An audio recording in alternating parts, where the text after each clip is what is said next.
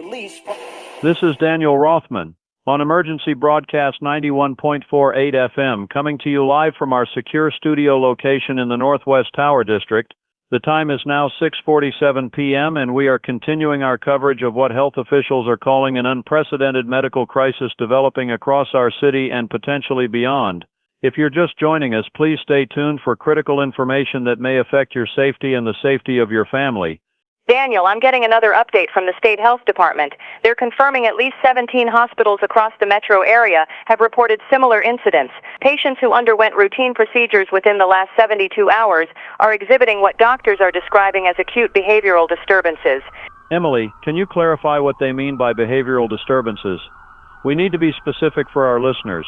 According to the briefing I'm reading, patients are showing sudden aggression, confusion, inability to recognize family members, and in some cases, complete personality inversions. One report mentions a patient who underwent a simple appendectomy on Monday morning and by Tuesday evening was found trying to harm nursing staff.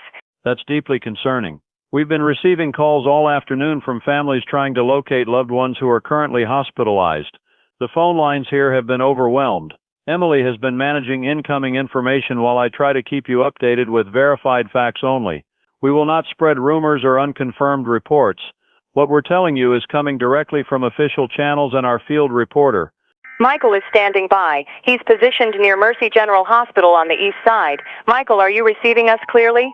I hear you both. I'm about 2 blocks west of Mercy General's main entrance. The situation here has evolved significantly in the last hour. When I arrived at 4 o'clock, there was moderate activity, some ambulances, concerned family members gathering outside. Now the entire perimeter has been cordoned off by police and what appears to be National Guard units. National Guard? Can you confirm that, Michael? Absolutely confirmed. I can see at least 8 military vehicles, personnel in full uniform, establishing checkpoints at every access point to the hospital grounds. They're not allowing anyone in or out. I spoke briefly with an officer who told me they received deployment orders approximately 90 minutes ago. Daniel, I'm cross-referencing that timeline with the alerts we received. The governor's office issued a state of emergency declaration at 5:15 p.m. That aligns with Michael's observation. For those just tuning in, let me be clear about what we know at this moment. Multiple hospitals are under quarantine protocols. The National Guard has been activated. The governor has declared a state of emergency. Health officials believe contaminated surgical equipment may be the transmission vector for what they're calling a viral pathogen with neurological effects. We do not yet have confirmation on how widespread this is beyond our immediate region. Daniel, I'm seeing something now. A convoy of unmarked vehicles just arrived at the hospital service entrance. Personnel in full hazmat suits are unloading equipment. This looks like a coordinated federal response. That matches what I'm seeing in the latest dispatch. The CDC has deployed rapid response teams to 6 major cities, including ours. They're categorizing this as a Class A biological event. Emily, what does Class A mean in practical terms? It means they consider this a significant threat to public health requiring immediate containment measures. It's the highest domestic alert level for infectious disease situations. I want to address our listeners directly. If you or someone you know has been in a hospital for any reason in the past week, please pay attention to this next part. Health officials are asking you to monitor for these specific symptoms: sudden severe headaches, confusion, disorientation, unusual aggression, sensitivity to light, and difficulty recognizing familiar people or places. If you observe any of these signs, do not attempt to drive to a hospital. Call the emergency hotline that's been established. Emily, do we have that number verified? Yes, the state hotline is 1-800-555-0147. I'm repeating that, 1-800-555-0147. That number is staffed 24 hours and will connect you directly with medical crisis coordinators. I need to interrupt. Something is happening at the checkpoint nearest to me. Officers are putting on protective gear. There's a lot of radio communication happening very quickly. Michael, are you in a safe position? I'm maintaining distance as advised. I'm observing from behind a concrete barrier, approximately 50 meters from the checkpoint. Wait, they're opening the hospital's main doors. Someone is being brought out on a stretcher. Multiple someones. I count at least 4 gurneys being loaded into a specialized transport vehicle. Daniel, I just received word that Regional Medical Center downtown has initiated full lockdown. All emergency room services have been suspended. They're diverting ambulances to facilities outside the quarantine zones.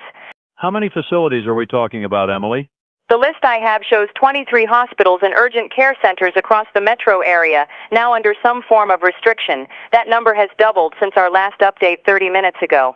Ladies and gentlemen, I need you to understand the gravity of what's unfolding. Our healthcare system is experiencing a crisis unlike anything in recent memory. The very places we depend on for healing have become potential exposure sites. The irony and tragedy of this situation is not lost on anyone here. We're going to continue providing you with information as it becomes available, but I also want to talk about what you should be doing right now if you're listening. Daniel, we're getting reports that pharmacies are seeing massive rushes. People are trying to stock up on medications and supplies. That's understandable, but I'm urging calm and rational behavior. Panic buying helps no one. If you have prescription medications, ensure you have your current supply but do not hoard. Our supply chains are still functioning. The governor has activated emergency distribution protocols to prevent shortages. The transport vehicles are leaving the hospital now. They have full police escort, heading north on Patterson Avenue. I can see the convoy includes at least 6 vehicles moving in tight formation. Michael, any indication where they're headed? Negative. They're moving fast with lights, but no sirens. Professional and coordinated. This has the look of a well-rehearsed extraction protocol. I'm receiving confirmation that a federal quarantine facility has been activated at the former military base, 40 miles north of the city. That's likely their destination. The former Whitmore Air Station. That facility was decommissioned 8 years ago, but apparently maintained for exactly this type of emergency scenario. Emily, do we know anything about the capacity or capabilities of that site? Limited information. The documents I'm seeing indicate it was upgraded 2 years ago with biohazard containment infrastructure. It can reportedly house up to 500 individuals in isolation conditions. 500. Let's hope that's sufficient. Michael, what's the current situation at your location now? The perimeter remains locked down. I'm seeing family members being turned away at the checkpoints. There's a woman about 30 feet from me arguing with officers.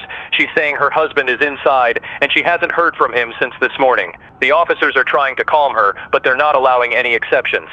Daniel, this is heartbreaking. We're getting calls from people in similar situations.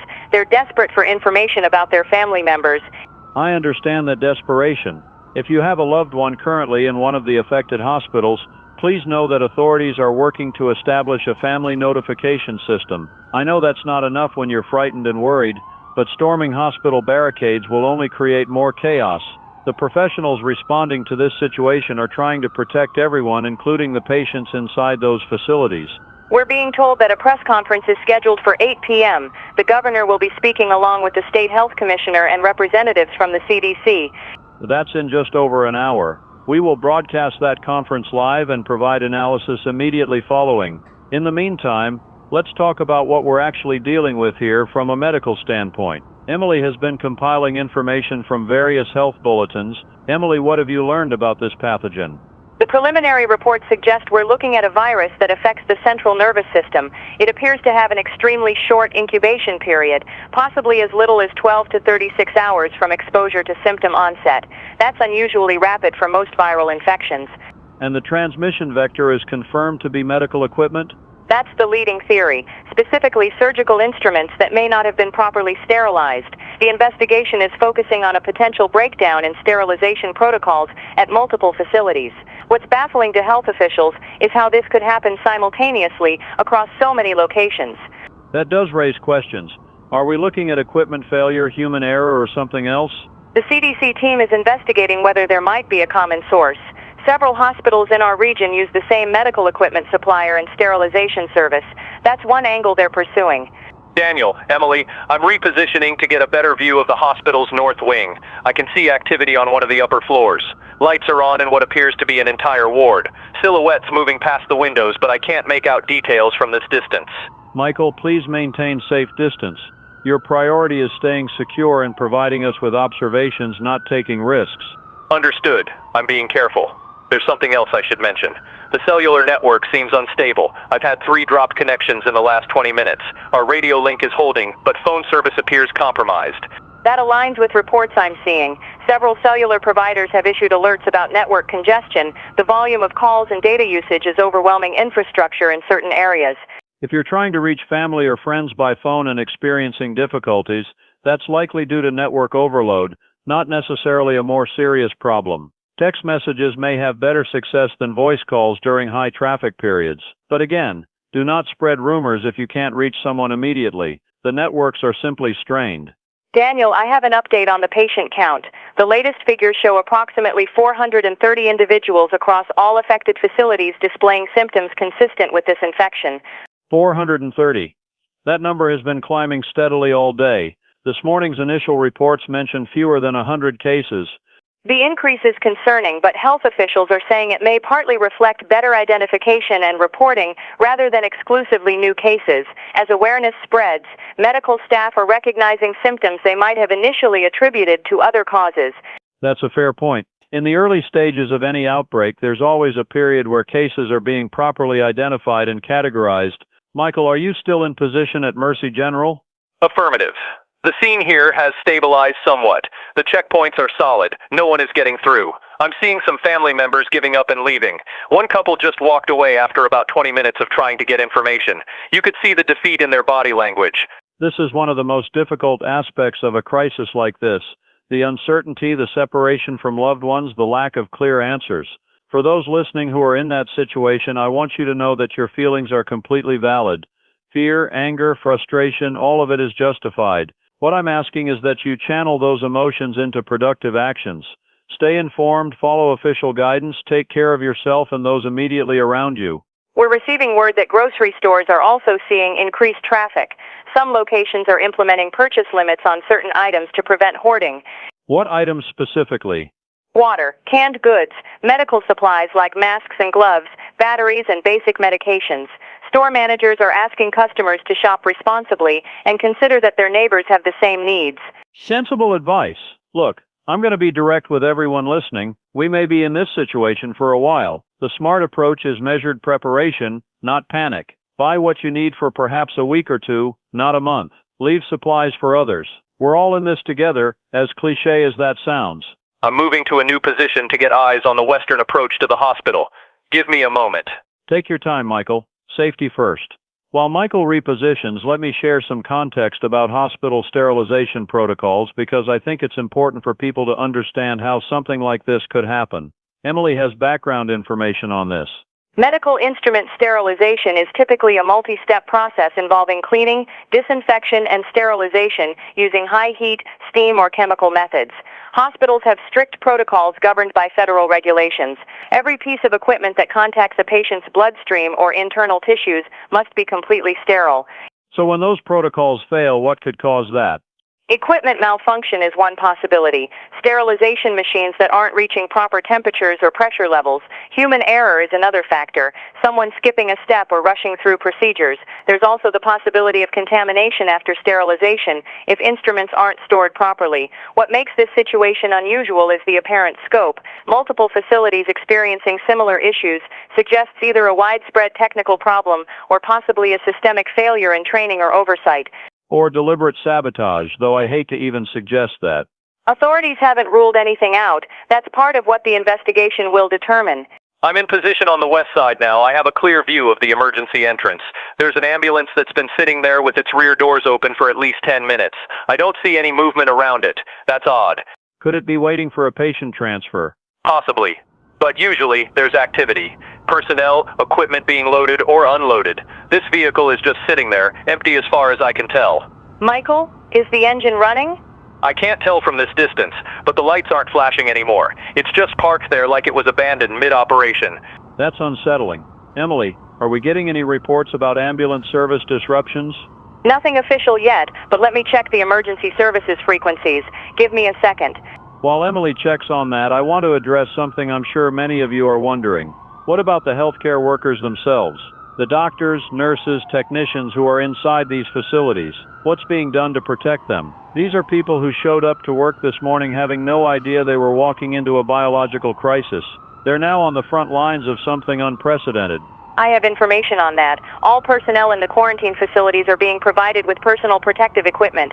Full isolation protocols are in effect. Healthcare workers are being divided into teams with limited exposure time. They're also being monitored for symptoms and will be among the first to receive any treatment or preventive measures once they're developed.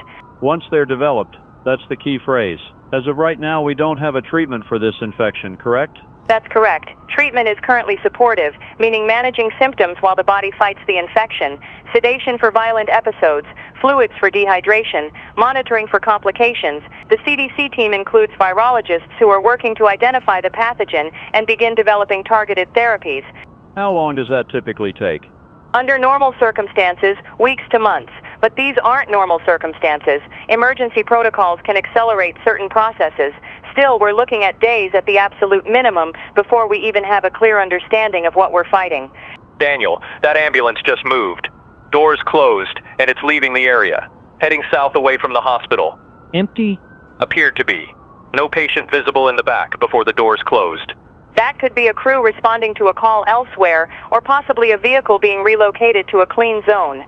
Michael, how many emergency vehicles do you see in the area now?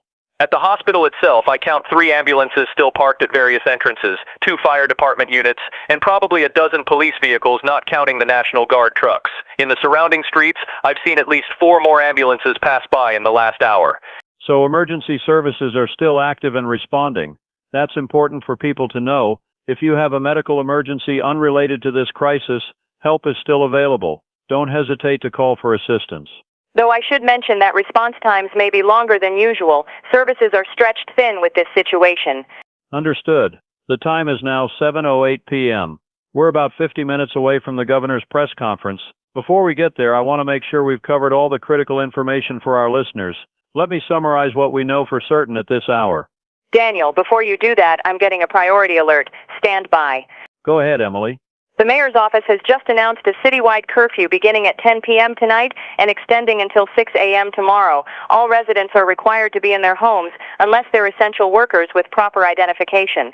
A curfew. That's a significant step. Does the announcement provide reasoning?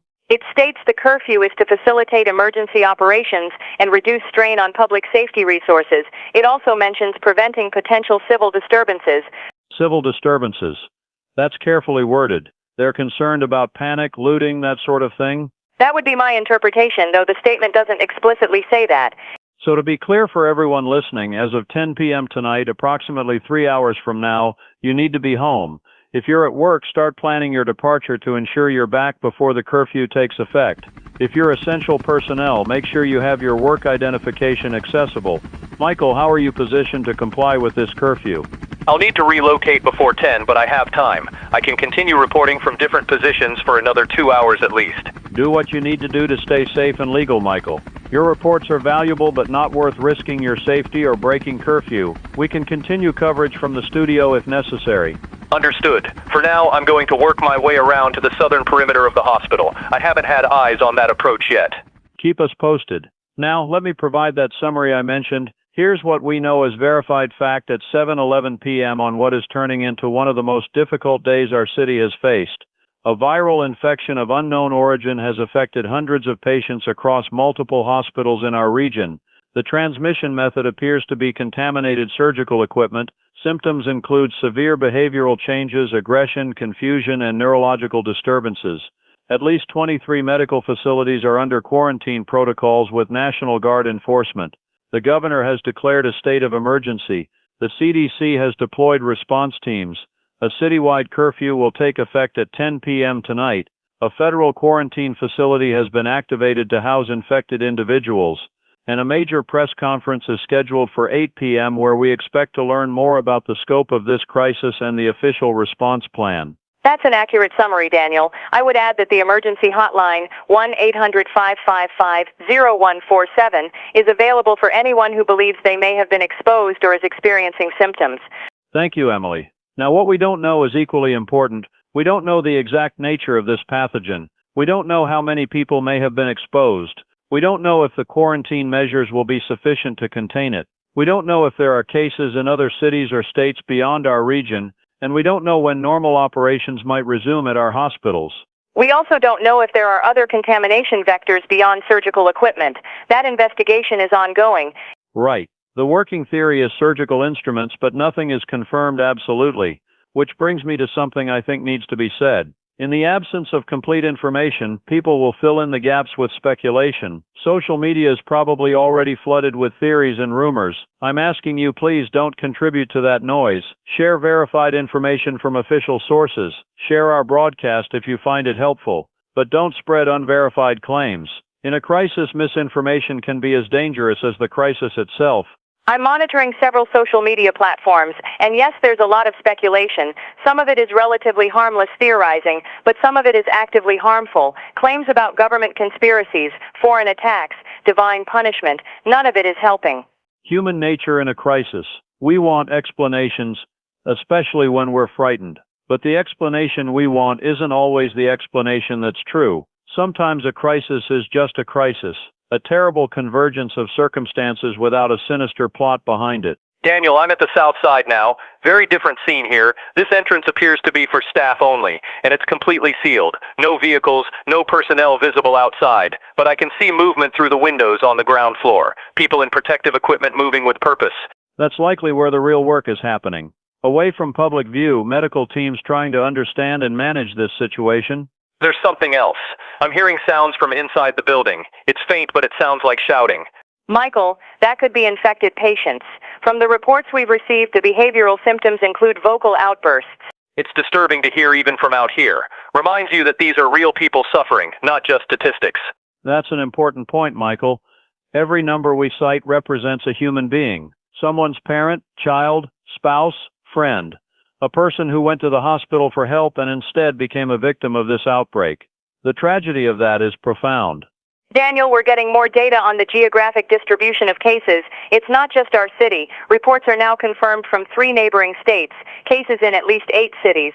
So this is regional, possibly national. Emily, do we have numbers from those other locations? Fragmentary information. One city is reporting 70-plus cases. Another has confirmed 30. The total picture is still emerging.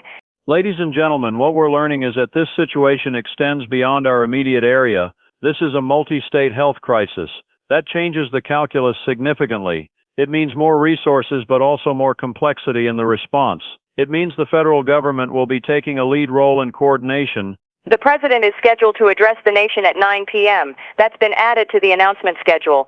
After the governor's conference, then, we'll carry both broadcasts live. Michael, are you still in position? Yes, still at the south entrance. The sounds from inside have quieted down. I think they may have sedated whoever was shouting. It's strange standing here looking at this building. From the outside it looks normal, just another hospital. But knowing what's happening inside creates this surreal disconnect. I imagine that's true at all these facilities. To passers-by who don't know what's happening, they just look like hospitals. Maybe a bit more security than usual, but otherwise normal. Meanwhile, inside, medical staff are fighting to contain an outbreak and care for patients who are suffering from something we barely understand. Daniel, I want to mention something that might provide some reassurance to listeners. The infection appears to require direct exposure to contaminated equipment. It's not airborne as far as we know. That means casual contact, being in the same room as an infected person, that doesn't appear to transmit the virus. That is significant, Emily. So if your neighbor or coworker was recently in the hospital, you're not at risk just from being near them, correct? Correct, based on current understanding. The risk comes from having had a medical procedure where instruments contacted your internal tissues or bloodstream. If you haven't had surgery or invasive procedures in the past week, your risk is minimal. That should ease some fears, though I'm sure there are still many worried people whose loved ones did have procedures recently. Emily, is there any guidance for family members of potentially exposed individuals? The guidance is to monitor for symptoms and maintain contact with the person. If symptoms develop, call the emergency hotline immediately. Don't attempt to physically restrain someone who becomes aggressive. Don't put yourself at risk. Get professional help. I'm seeing another convoy approaching the hospital. This one is coming from the north. Looks like supply trucks, 3 of them, with military escort. Bringing in equipment and supplies to sustain the quarantine, most likely. The trucks are stopping at a loading dock on the east wing. Personnel are beginning to unload. I can see crates and containers of various sizes. Definitely a major resupply operation. That suggests authorities are planning for an extended quarantine period. You don't bring in that volume of supplies unless you're expecting to be there for a while. Which means we need to be prepared for this situation to continue for days, possibly weeks. I know that's not what anyone wants to hear, but realistic expectations are important. This isn't going to be resolved overnight. Daniel, we're receiving an updated patient count. The number is now 578 confirmed cases across all monitored facilities in our region. That's an increase of nearly 150 in the last half hour. The identification and reporting process is accelerating. Or the infection is spreading among already hospitalized patients. That's another possibility. Within the hospitals themselves, patient-to-patient transmission? If infected individuals are in close quarters with others, and there's any bodily fluid contact, yes, that could be happening. The quarantine protocols are partly designed to prevent that. This is getting worse before it gets better. I think we all understood that intellectually, but seeing the numbers climb in real time brings it home. The supply trucks are being unloaded quickly. Military efficiency. I count at least a dozen personnel working in coordinated fashion. Everything is being brought inside within minutes. Michael, any sense of what's in those containers? Can't tell specifically. Some are clearly marked with medical symbols. Others are plain containers. Could be food, water, medical equipment, pharmaceuticals. Everything a quarantined hospital would need. The supply chain logistics for something like this are incredibly complex. You're essentially creating self-sufficient islands out of these hospitals. Every need has to be met from outside since nothing can leave. Including waste removal, I imagine. Contaminated materials have to be handled with extreme care. There are protocols for that. Incineration, chemical treatment, specially designated disposal teams. It's all part of the biohazard containment procedures. The scope of this operation is staggering when you think about it. The coordination required, the personnel, the resources, and it's happening simultaneously at 24 facilities just in our area, with more across multiple states. The trucks are empty now and departing. That was a fast operation, maybe 10 minutes total. The loading dock is being sealed again. Precision and speed. They know what they're doing. Michael, I want you to start thinking about relocating soon. That curfew is coming up and I don't want you caught in transit. I'll give it another 30 minutes and then start heading back. I should be able to make it well before 10. Daniel, there's a report coming through about one of the smaller urgent care facilities, Riverside Urgent Care on Martin Street. They're requesting emergency transport for multiple patients showing symptoms. Riverside, that's in the western suburbs, correct? Yes, about 12 miles from downtown. This is concerning because it's a smaller facility without the resources of a major hospital. They're not equipped for this kind of situation. Are they part of the quarantine zone?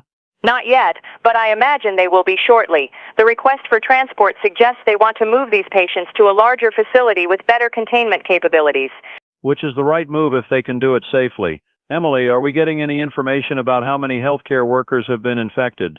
That data is not being released publicly yet, but I've seen one internal memo that suggests at least 37 medical staff across all facilities have developed symptoms. 37. These are people who were trying to help, who were doing their jobs, and they became victims themselves. It's a reminder of the risks healthcare workers face every day, especially in a crisis like this. They don't have the option to stay home and avoid exposure. They have to be there. And we owe them an enormous debt of gratitude. If you're a healthcare worker listening to this, thank you. I know that probably sounds inadequate given what you're facing, but it's heartfelt. I'm repositioning one more time to get a final overview of the entire hospital complex before I leave the area, moving to higher ground about a block to the east. Be careful, Michael. We're at 7:31 now. The press conference is less than 30 minutes away. Let's use this time to answer some of the questions I'm sure listeners have. Emily, what are people asking about most frequently in the messages and calls you're tracking? The most common question is whether this could affect water supplies or food. People are worried about contamination beyond the hospitals. And what's the answer to that? There's no evidence of any contamination in municipal water systems or food supplies. This appears to be strictly limited to medical equipment at healthcare facilities. Drinking water is safe, food is safe, normal precautions apply, but there's no reason for alarm about those essentials. Good. What else are people asking? Many questions about travel. Should people leave the city? Are roads being closed? Are airports still operating? Those are practical concerns. What information do we have? Roads remain open currently, though there are increased checkpoints in some areas. The airport is still operating, but several airlines have canceled flights. The advice from authorities is to stay put unless you have an essential reason to travel. Moving around during a crisis can complicate response efforts. That makes sense. If everyone tries to flee at once, you create traffic jams, accidents, and you spread potential exposure over a wider area. The smartest thing most people can do is stay home, stay informed, and follow instructions. I'm at my elevated position now. I have a clear view of the entire hospital campus. The perimeter security is comprehensive. No gaps that I can see. Whatever is happening inside, stays inside. That's the goal of the quarantine. Michael, from your vantage point, can you see any of the other quarantined facilities? Negative, not from here. But I can see the city skyline, and there's something noticeable. Fewer lights than usual. Either some buildings have lost power, or people are conserving energy. We haven't received any reports of power outages, so it's likely people are taking precautions, staying dark, trying not to draw attention. Fear makes people do strange things sometimes. Turning off lights doesn't protect you from a virus, but it might make you feel more secure. I understand the impulse.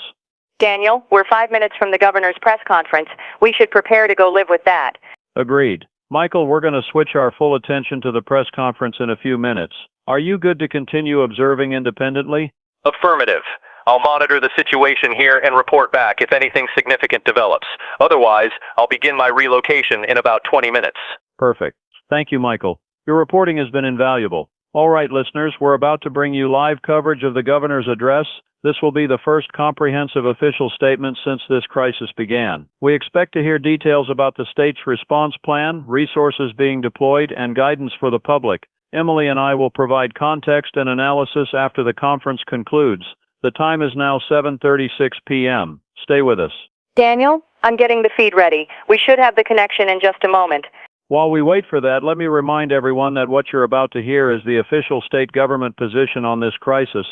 It will be carefully worded, probably somewhat reassuring in tone, and will contain information designed to keep the public calm and cooperative.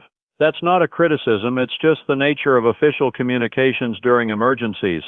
Our job after the conference will be to help you understand what was said and what it means in practical terms. The feed is live. We're connected to the state capitol press room. We're taking you now to the governor's press conference. Daniel, the governor is approaching the podium now. There are several officials with him. Looks like the health commissioner, maybe some federal representatives. I'm seeing the CDC emblem on some of those jackets. This is a coordinated state and federal presentation. The governor is beginning to speak. Audio is clear. For those listening, the governor is standing at a podium with about 8 or 9 officials behind him. The room appears to be the main press briefing room at the Capitol. I can see reporters in the audience, cameras, the usual setup for a major announcement. The governor looks composed but serious. He's consulting notes as he begins. He's acknowledging the severity of the situation, confirming the declaration of a state of emergency, mentioning the coordination with federal agencies. Now he's providing numbers, saying there are over 600 confirmed cases across the state. That's higher than our last update. He's explaining the quarantine protocols, why hospitals have been locked down, the reasoning behind the National Guard deployment. He's emphasizing that this is a containment measure, not a military action, trying to reassure people that this isn't martial law. Now he's introducing the health commissioner. She's stepping forward. The health commissioner is a woman in her 50s, professional demeanor, clearly experienced in public health crises based on her body language. She's not reading from notes, speaking directly to the camera. She's explaining the medical aspects, describing the symptoms we've already covered, confirming the transmission vector as contaminated surgical equipment. She's being specific about the timeline, says the first cases were identified 3 days ago but weren't recognized as a pattern until yesterday. That explains why the response seems sudden. They've been investigating quietly before going public. She's addressing the question of origin, says the investigation is ongoing, but they believe it may be a mutation of a known pathogen, mentions several possibilities but doesn't commit to a specific identification. That's interesting. A mutation rather than something entirely new. That could mean faster development of treatment if they can identify the base pathogen. The CDC representative is speaking now, confirming that rapid response teams are deployed in multiple cities, says they're coordinating with state and local health departments. He's talking about research efforts. Samples have been collected and sent to several labs, including the main CDC facility in Atlanta. Analysis is underway. They're working around the clock. He's being asked a question by a reporter. Can't quite make out the question, but it's about timeline for a cure or vaccine. His answer is cautious. Says it's too early to project timelines. Emphasizes that understanding the pathogen is the first step. Treatment protocols will follow. Vaccine development would take considerably longer. Another question from the press, this one about whether there's been any communication from the infected patients, whether they're conscious and coherent. That's a good question. The health commissioner is answering. She says most patients experience periods of lucidity alternating with episodes of acute confusion and aggression. In lucid moments, some are able to communicate, but many don't remember their aggressive episodes. That's consistent with certain types of encephalitis or brain inflammation. The governor is back at the microphone. He's addressing the economic impact now, says the state is working with business leaders to minimize disruption, acknowledges that many people are worried about their jobs, their income. He's announcing an emergency fund to help workers affected by closures or reduced hours, trying to address the economic fears that go hand in hand with a health crisis. Now he's talking about the curfew, explaining the reasoning, asking for cooperation, says it's temporary and will be reassessed daily. He's taking another question. A reporter asking about the possibility of expanding the curfew to other cities in the state beyond ours. The governor says that's being evaluated on a case-by-case basis. Each city's situation is different. Some may implement curfews, others may not need to. The CDC rep is adding something, says that the geographic concentration of cases currently doesn't justify a nationwide lockdown or anything that extreme. This is a regional situation for now. For now, that qualifier is important. Very important. He's not ruling out escalation if the situation changes. The health commissioner is speaking again. She's providing guidance for the public, essentially repeating what we've been telling our listeners. Monitor for symptoms, call the hotline if concerned, don't go to hospitals unless absolutely necessary. She's emphasizing that last point, says the emergency rooms are overwhelmed and people with minor issues should stay home. Only life-threatening emergencies should result in hospital visits right now. That's critical guidance. The healthcare system is strained and can't handle non-emergency traffic on top of this crisis. The governor is wrapping up, thanking the healthcare workers, first responders, National Guard, asking the public to stay strong and united. Standard closing, but the sentiment is genuine. He looks tired. This is clearly weighing on everyone involved. The press conference is concluding. Officials are leaving the podium. That was about 22 minutes total. All right, we're back. That was the governor's press conference, and we learned several important things. Let me break down the key points. First, the official case count is now over 600 statewide, with our city and surrounding metro area being the epicenter. Second, this outbreak has been under investigation for at least 3 days, longer than the public knew. Third, the pathogen may be a mutation of something known which could speed up treatment development. Fourth, infected patients have moments of lucidity but don't always remember their aggressive episodes, suggesting the virus affects brain function in specific ways. Fifth, the economic impact is being addressed with emergency funds. And sixth, this is currently considered a regional crisis, not a national one, though that could change. I'd add that the emphasis on not overwhelming emergency rooms is significant. They're really concerned about healthcare system capacity. Absolutely. The last thing they need is worried people with no symptoms flooding hospitals and potentially exposing themselves unnecessarily. Emily, what was your overall impression of that press conference? Relatively transparent, which I appreciate. They didn't sugarcoat the severity, but also didn't catastrophize. The acknowledgement that they've been investigating for days might frustrate some people who feel information was withheld, but I understand the need to gather facts before going public. I agree. It's a balance between informing the public and preventing panic. If they'd announced this 3 days ago with minimal information, it might have caused more problems. Now they can at least provide some context and response plans. Let's check in with Michael. Michael, are you still in position? I am. I heard the press conference over my radio. Nothing has changed at the hospital during the last half hour. Perimeter secure, occasional vehicle movement, otherwise stable. Are you preparing to relocate? Yes, I'll be moving out in about 5 minutes. I want to get ahead of any curfew-related traffic. Smart thinking. Travel safe and check in when you're clear. Will do. Before I go, I want to mention one thing I've noticed. The sounds from inside the hospital have changed. Earlier there was shouting, agitation. Now it's quieter, but there's a mechanical hum that wasn't there before. Sounds like heavy-duty ventilation or filtration systems running. That would make sense if they've activated biohazard air handling, negative pressure systems to prevent any airborne particles from escaping the building. Even though the virus isn't believed to be airborne, they're taking every precaution. That's reassuring in its way. All right, I'm packing up my equipment and heading out. I'll report back when I reach a secure location.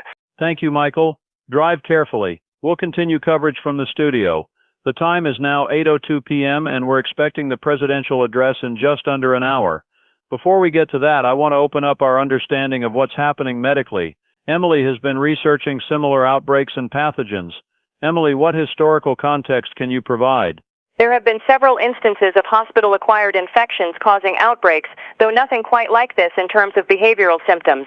The closest parallel might be certain cases of viral encephalitis, which can cause inflammation of the brain leading to personality changes, aggression, and confusion. What viruses cause that kind of encephalitis? Several. Herpes simplex virus can do it. West Nile virus, Japanese encephalitis, even some enteroviruses. The key is that the virus crosses the blood-brain barrier and directly affects neural tissue. And if this is a mutation of one of those? Then researchers have a starting point. They understand the mechanisms, the treatment approaches, the progression. A mutation could make it more aggressive or change the symptom profile, but the fundamental biology might be familiar.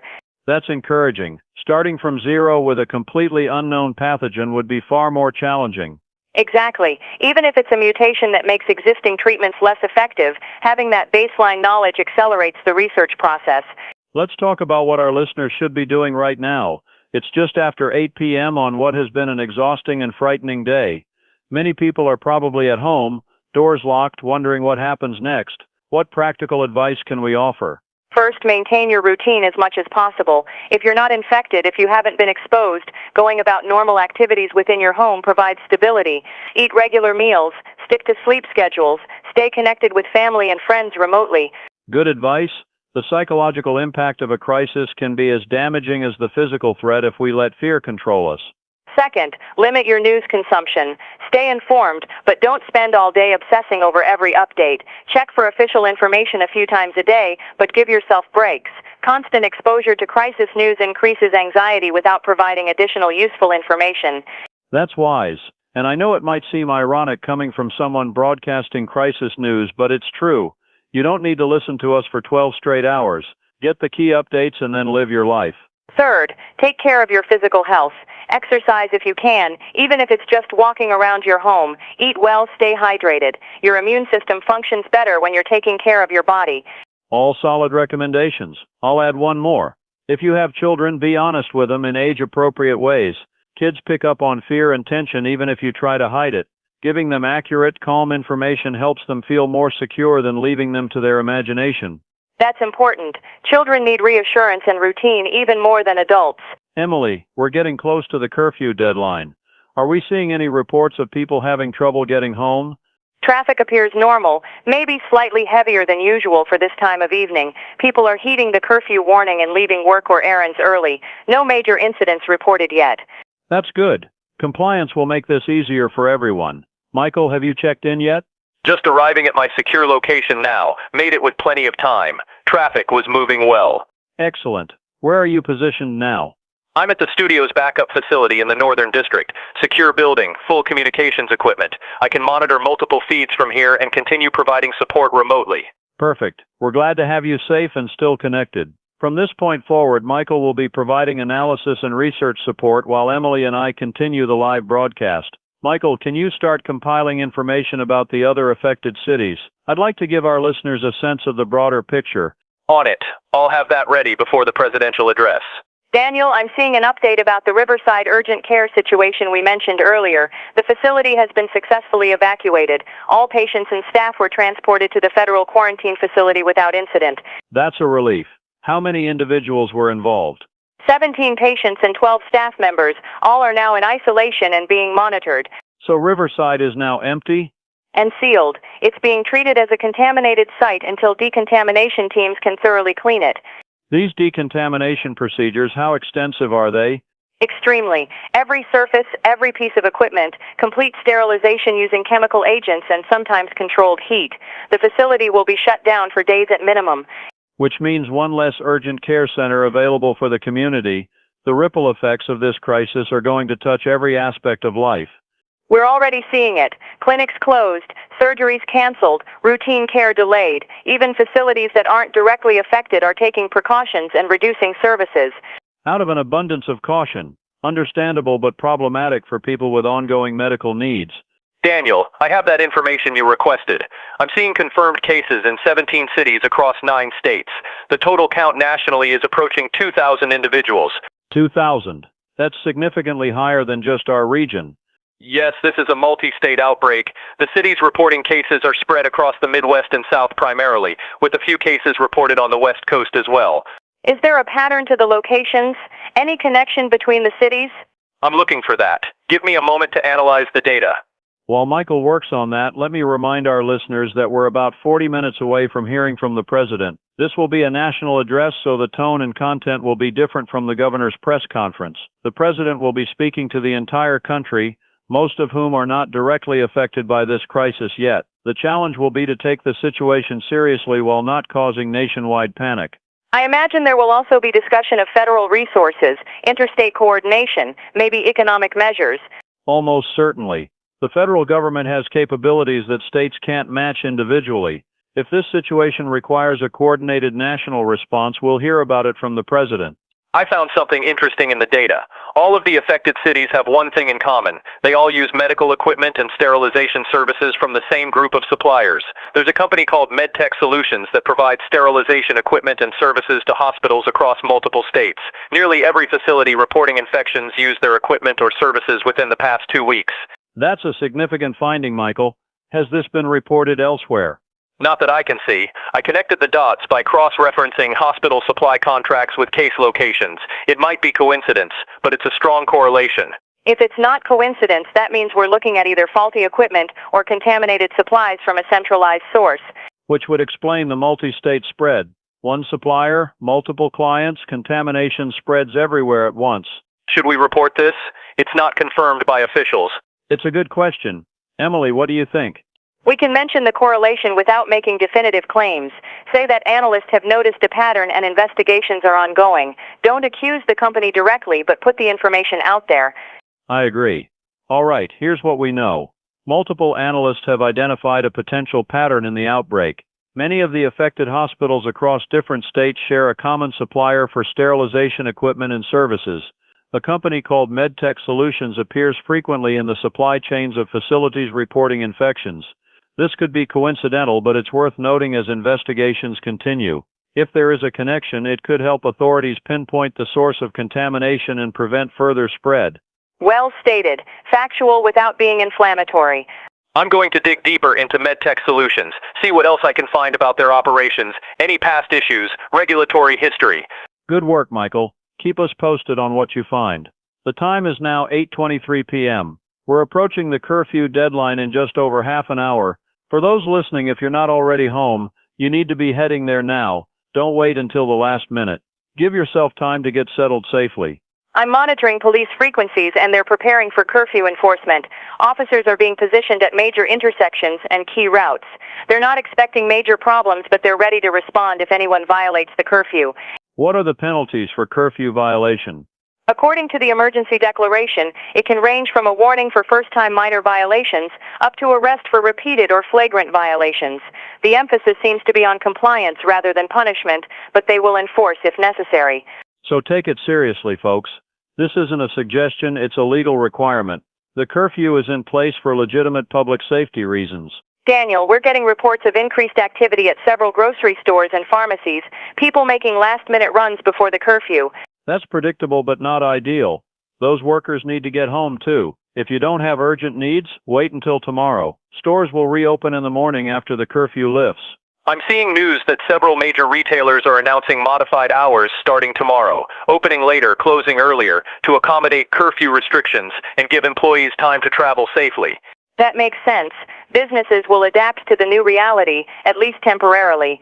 Everything is temporary right now. We're in a fluid situation where conditions can change rapidly. What's true today might not be true tomorrow. That's why staying informed through reliable sources is so critical. We're 20 minutes from the presidential address. Do we have any preview of what the president will say? The White House released a brief statement saying the president will address the medical crisis, outline federal response measures, and provide guidance for the American people. No specific details beyond that. Standard preview. We'll learn the substance when we hear the address. In the meantime, let's check in on the situation at the quarantined hospitals. Emily, are we getting any updates from those locations? Limited information. The facilities are locked down tight, and communication is being controlled. What we know is that medical teams are working to stabilize patients, researchers are collecting samples, and security is maintaining the perimeters. Beyond that, it's mostly speculation. The information blackout is probably intentional. They don't want real-time updates on potentially disturbing situations leaking out and causing panic. Agreed. Once they have a full assessment and a clear plan, they'll share more information. Until then, we get carefully curated updates. I can't really fault that approach in a crisis like this. Transparency is important, but so is preventing panic. It's a difficult balance. I found more information on MedTech Solutions. They're a major player in the medical equipment industry, contracts with over 300 hospitals in 20 states, annual revenue in the hundreds of millions. They've been in business for about 15 years. Any history of problems or violations? I'm seeing a few minor citations from regulatory agencies over the years. Paperwork issues, delayed reporting, things like that. Nothing that suggests a major systemic problem, until potentially now. If they're the source of the contamination, the legal and financial implications are going to be enormous. We're talking lawsuits, possibly criminal charges, bankruptcy. And that's if it's their fault. It could be sabotage, terrorism, something beyond their control. We simply don't know yet. True. I'm not trying to accuse them, just following the data. And that's exactly what investigators will be doing. Following evidence wherever it leads. Michael, can you pull up any information about their sterilization processes? How their equipment works? What could go wrong? I'll research that. Might take a few minutes to find technical details. While Michael does that, I want to mention something I've been noticing in the social media chatter. There's a growing conspiracy theory that this is a deliberately engineered bioweapon. That's unfortunately predictable. Every major crisis spawns conspiracy theories. What's the supposed reasoning behind this one? Various claims. Some say it's a foreign attack. Others claim it's a domestic plot by pharmaceutical companies to create demand for treatments. Some even suggest it's related to population control, the usual paranoid fantasies. And zero evidence for any of it, I assume? Correct. Pure speculation based on fear and mistrust. But these theories spread fast on social media, and they complicate the response when people start believing them. This is exactly what I meant earlier about misinformation being dangerous. When people start thinking this is a deliberate attack rather than an outbreak, they make different decisions. They might distrust authorities, refuse treatment, take matters into their own hands in harmful ways. I've seen posts encouraging people to arm themselves, to form militia groups, to resist government directives. It's dangerous rhetoric. It absolutely is, and I want to speak directly to anyone listening who might be tempted by those conspiracy theories. Think critically about the claims being made. Ask yourself what evidence supports them. Consider whether a massive conspiracy involving thousands of people across multiple organizations and governments could really stay secret. The simplest explanation that this is an unfortunate outbreak resulting from equipment contamination doesn't require believing in elaborate plots. Sometimes terrible things happen without evil intentions behind them. Well said. I think a lot of conspiracy thinking comes from a desire to make sense of chaos. It's more comfortable to believe someone is in control, even if that someone is malevolent, than to accept that random chance can cause suffering. Human psychology in crisis. We want explanations, patterns, reasons. The truth is often messier and less satisfying than a good conspiracy theory. I have information on the sterilization processes. MedTech Solutions primarily uses autoclaves, which are high-pressure steam sterilization chambers. Surgical instruments are placed inside, subjected to high temperature and pressure for a specific duration, which kills microorganisms including bacteria, viruses, and spores. So what could go wrong with that process? Several possibilities. Equipment malfunction where temperature or pressure doesn't reach adequate levels. Improper loading of instruments so some areas don't get full exposure to steam. Contamination after sterilization during storage or transport. Human error in operating the equipment or following protocols. Or, as we mentioned, deliberate sabotage. Any of those could result in contaminated instruments being used on patients. And if the same problem affected equipment at multiple facilities served by the same company, you'd get the pattern we're seeing. Exactly. One compromised autoclave at a central processing facility could contaminate instruments for dozens of hospitals. That's a terrifying thought. One point of failure with massive consequences. It's also a reminder of how interconnected our systems are. Centralization creates efficiency but also vulnerability. One problem spreads everywhere instantly. We're 10 minutes from the presidential address. We should prepare to transition to that coverage. Agreed. Let me give a quick update for anyone just tuning in. The time is 8:50 p.m. We are continuing live coverage of the ongoing medical crisis affecting multiple states. Over 2,000 people have been infected with a virus that causes severe behavioral disturbances. Hospitals are under quarantine. A citywide curfew is in effect starting at 10 p.m., and we're about to hear from the President of the United States. Stay with us for live coverage and analysis. I'm ready with background research to provide context during and after the address. I have the video feed ready to go. We'll be able to carry the audio live. Perfect. While we wait these last few minutes, I want to acknowledge how difficult this day has been for everyone. The uncertainty, the fear, the disruption to normal life, these are legitimate responses to an extraordinary situation. Whatever you're feeling right now, it's valid. Don't judge yourself for being scared or anxious. Just try to channel those emotions into productive actions. Stay informed. Follow safety guidelines. Take care of yourself and your loved ones. And remember that you're not alone. Millions of people are going through this same experience. We're all trying to navigate an unprecedented crisis together. Well said, Emily. We're in this together, as cliché as that phrase has become. It's true. This situation affects all of us, and we'll get through it together. The White House feed is starting. I see the presidential seal on screen. Here we go. We're taking you now to the President's address to the nation. The President is entering the Oval Office, formal setting, seated at the desk. This is a serious tone, not a press room briefing. Body language is composed but grave. The President understands the weight of this moment. Beginning to speak now, audio is clear. Opening remarks acknowledging the crisis, expressing sympathy for those affected and gratitude for healthcare workers and first responders. Now providing an overview of the situation, confirming the multi-state nature of the outbreak, giving numbers slightly higher than what we last reported, over 2,200 cases now. The number keeps climbing. That's 200 more than Michael's last count just 30 minutes ago. The President is explaining the federal response. FEMA has been activated. CDC is leading the medical investigation. The Department of Health and Human Services is coordinating with state agencies. Mentioning the deployment of National Guard units in multiple states, emphasizing that this is a support role, not a takeover of local authority.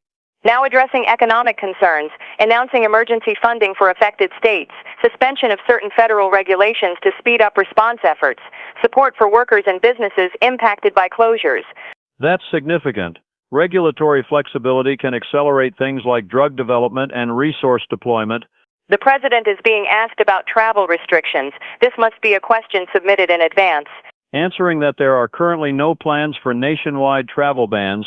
The situation is regional and doesn't justify that level of restriction yet, but all options remain on the table if conditions change. Again with the qualifiers, if conditions change, if the situation worsens, keeping options open. It's the right approach. Don't overreact now, but don't rule out stronger measures if needed. Now the President is speaking directly to the American people, urging calm, rationality, unity, asking people to trust in the response systems and not give in to fear. Acknowledging that fear is natural but emphasizing that panicking helps no one. Encouraging people to look out for neighbors and community members. Mentioning the importance of following local guidance, respecting curfews and quarantines, supporting healthcare workers. Standard crisis communication but delivered with apparent sincerity. The President seems genuinely concerned, not just reading talking points. Closing remarks now, promising that the government is doing everything possible to resolve this crisis, expressing confidence in American resilience and the ability to overcome this challenge. And the address is concluding. That was about 14 minutes total. Shorter than some presidential addresses, but covered the key points. The feed is ending. We're back to studio coverage. All right, we've now heard from both the governor and the president today. Let's analyze what we learned. The federal government is fully engaged with this crisis. FEMA is involved, which brings substantial resources and coordination capabilities. The CDC is leading the medical investigation, which is their role in any infectious disease outbreak. Economic support is being provided, which addresses one of the major public concerns. Travel restrictions are not currently planned, which suggests confidence that this can be contained regionally. And the overall message was one of serious concern but not catastrophe. Michael, your analysis. I think the most significant element was the regulatory flexibility announcement. If that means the FDA can expedite approval processes for treatments or vaccines, it could shave weeks or months off development timelines. That could be the difference between a prolonged crisis and a manageable situation. Good point, Emily. I was struck by the absence of specific timelines. The President didn't say when we might expect a treatment, when quarantines might lift, when life might return to normal. That's probably because they genuinely don't know, but it also leaves a lot of uncertainty for people trying to plan their lives.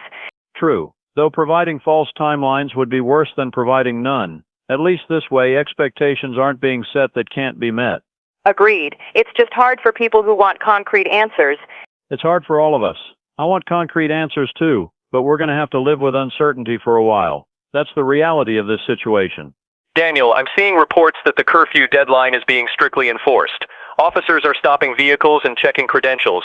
A few people have been turned back for non-essential travel. So they're serious about enforcement. Good to know. The time is now 9:06 p.m., less than an hour until curfew.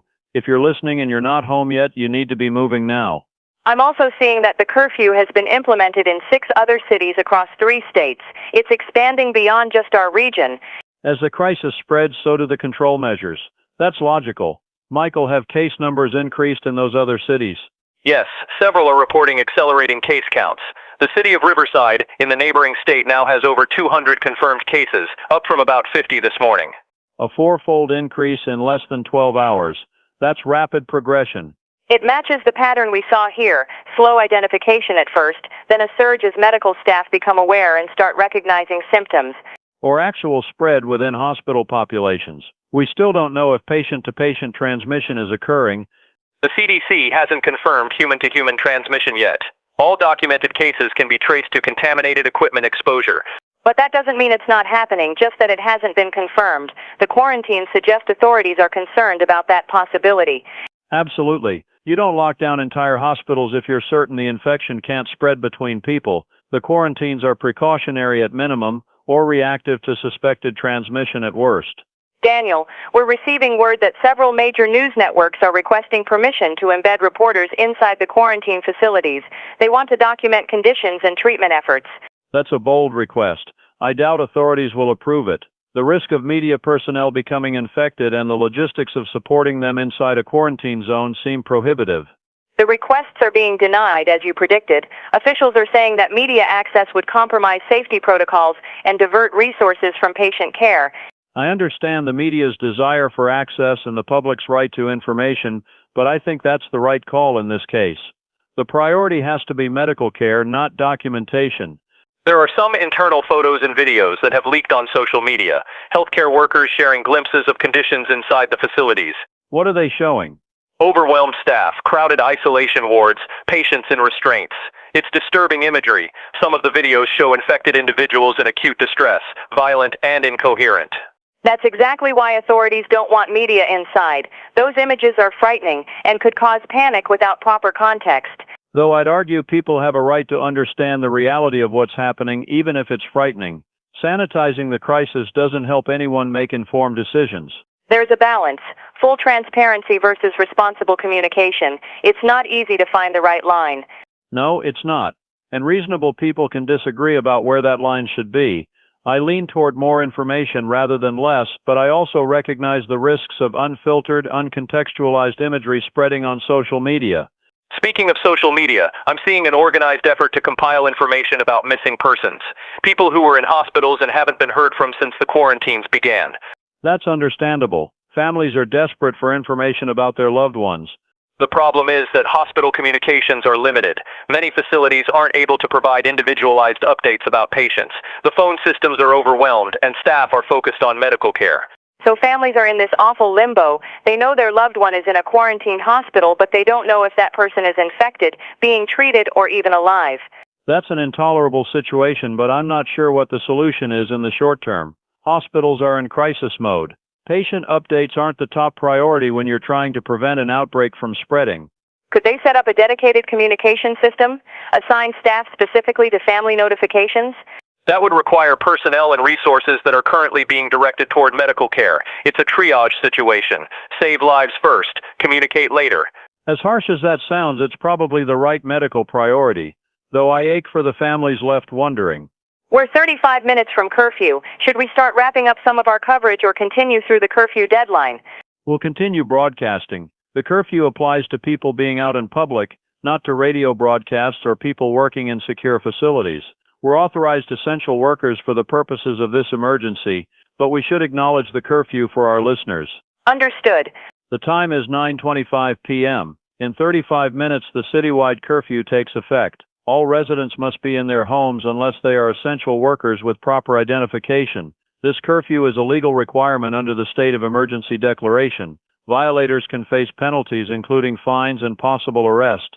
Please take this seriously and comply. Emily, Michael, and I will continue broadcasting throughout the night to keep you informed, but you need to be safe at home. I'm seeing increased police presence on traffic cameras throughout the city. Officers are positioning themselves at major intersections in preparation for curfew enforcement. Are the streets clearing out? Yes, noticeably less traffic than usual for this time of evening. People are complying. That's good. Cooperation makes everything easier. Let's talk about what happens overnight. Obviously, we'll be here broadcasting. What should listeners expect in terms of updates and information flow? Overnight, official communications will likely slow down. Most government offices operate on daytime schedules, but emergency services continue 24 hours. We'll monitor all available channels and report any significant developments immediately. So it might be a quieter night in terms of new information, but we'll be here if anything breaks. Michael, will you be monitoring remotely, or are you planning to rest at some point? I'll take a break in a few hours if things stay stable, but I have alerts set up to notify me of any major developments. I can be back online within minutes if needed. Take care of yourself, Michael. This could be a marathon, not a sprint. Emily and I will rotate through the night to make sure someone is always on air. I'm set up to work until about 2 a.m. Then my colleague Sarah will take over for the overnight shift. Perfect. So listeners should know that you'll have continuous coverage. If you wake up in the middle of the night and need information, we'll be here. Daniel, we're receiving an update about the MedTech Solutions situation. Federal investigators have arrived at their headquarters and main processing facility. When did that happen? Within the last hour, the company is cooperating fully according to the statement. All equipment and records are being examined. That's fast work. The correlation between their services and the outbreak locations must have been noticed by official investigators too. I'm looking at the company's stock price. It's collapsed, down over 60% in after-hours trading. Investors are panicking. If the company is found liable, they could face billions in damages. And potentially criminal charges if there was negligence. But we don't know anything yet. Let's not convict them prematurely. Fair point. I'm just reporting the market reaction. Which is probably overdone based on speculation rather than facts. But that's how markets work in crisis situations. We're 20 minutes from curfew. I'm monitoring emergency services, and there are no major issues being reported. A few minor traffic accidents, usual city problems, but nothing crisis-related. The calm before the storm, or maybe just actual calm? Hard to know which. I'm seeing reports from other cities that implemented curfews earlier today. Generally smooth compliance. A few isolated incidents of people refusing to go home, but nothing widespread. People understand the seriousness when it's explained clearly and enforced consistently. Most folks will do the right thing. There's something to be said for clear rules in a crisis. Ambiguity creates anxiety. When you know exactly what's expected, it's easier to comply. Absolutely. One of the challenges in the early stages of this crisis was the lack of clear guidance. Stay home or go to work, avoid hospitals or seek care, stock up or shop normally. Now at least there are definite rules, even if they're restrictive. The quarantine facility at Whitmore Air Station is reportedly at about 40% capacity. They can still accommodate several hundred more patients if needed. Let's hope they don't need to. Though with case numbers still climbing, they probably will. I hate the way we've started talking about people as numbers. Capacity, cases, counts. These are human beings, each with a story and family and a life that's been upended. You're right. And that's an important reminder. Behind every statistic is a person, someone's mother or brother or friend. We should never lose sight of that humanity. It's easy to become desensitized when you're processing information at this volume and speed. The numbers help us understand scope, but they also abstract away the individual suffering. That's the challenge of crisis reporting. We need to convey the scale while honoring the individual impact. It's not easy. We're 10 minutes from curfew. Final warning for anyone listening who's not yet home. This is your last chance to get where you need to be. If you're in transit, move quickly and directly. If you're not home and you're not an essential worker, you're about to be in violation. Officers will be checking credentials starting at 10 p.m. sharp. Traffic cameras show the streets are mostly clear now. Just emergency vehicles and a few late commuters racing home. Good. Let me take a moment to look ahead at what we might expect in the coming hours and days. Tonight will likely be relatively quiet as the curfew takes effect and things settle. Tomorrow morning we'll see how the city functions under these new restrictions. Businesses that are allowed to operate will open, but with modifications. The healthcare crisis will continue to evolve. We might have more information from investigators about the source of the contamination. Research into the pathogen will continue. Quarantine facilities will either stabilize or become more stressed depending on case progression. and life will go on altered but continuing. It's strange to think about mundane things like businesses opening and closing when we're facing this kind of crisis. But that's reality. Life doesn't stop completely even in a disaster. People still need food, medicine, essential services. The world keeps turning. 5 minutes to curfew. I'm seeing police units taking positions. This is really happening. The time is 9:55 p.m. In 5 minutes our city enters its first curfew in modern memory. This is an extraordinary measure in extraordinary times. For everyone at home listening to this, thank you for your cooperation. Your compliance makes this city safer and helps our first responders and healthcare workers do their jobs. I'm feeling emotional about this. The reality is hitting me. I think we're all feeling it, Emily. This is a historic moment and not in a way anyone wanted. 2 minutes. The streets are empty now. It's eerie seeing the city this quiet. Like something out of a movie, except it's real and we're living it. 1 minute. 30 seconds.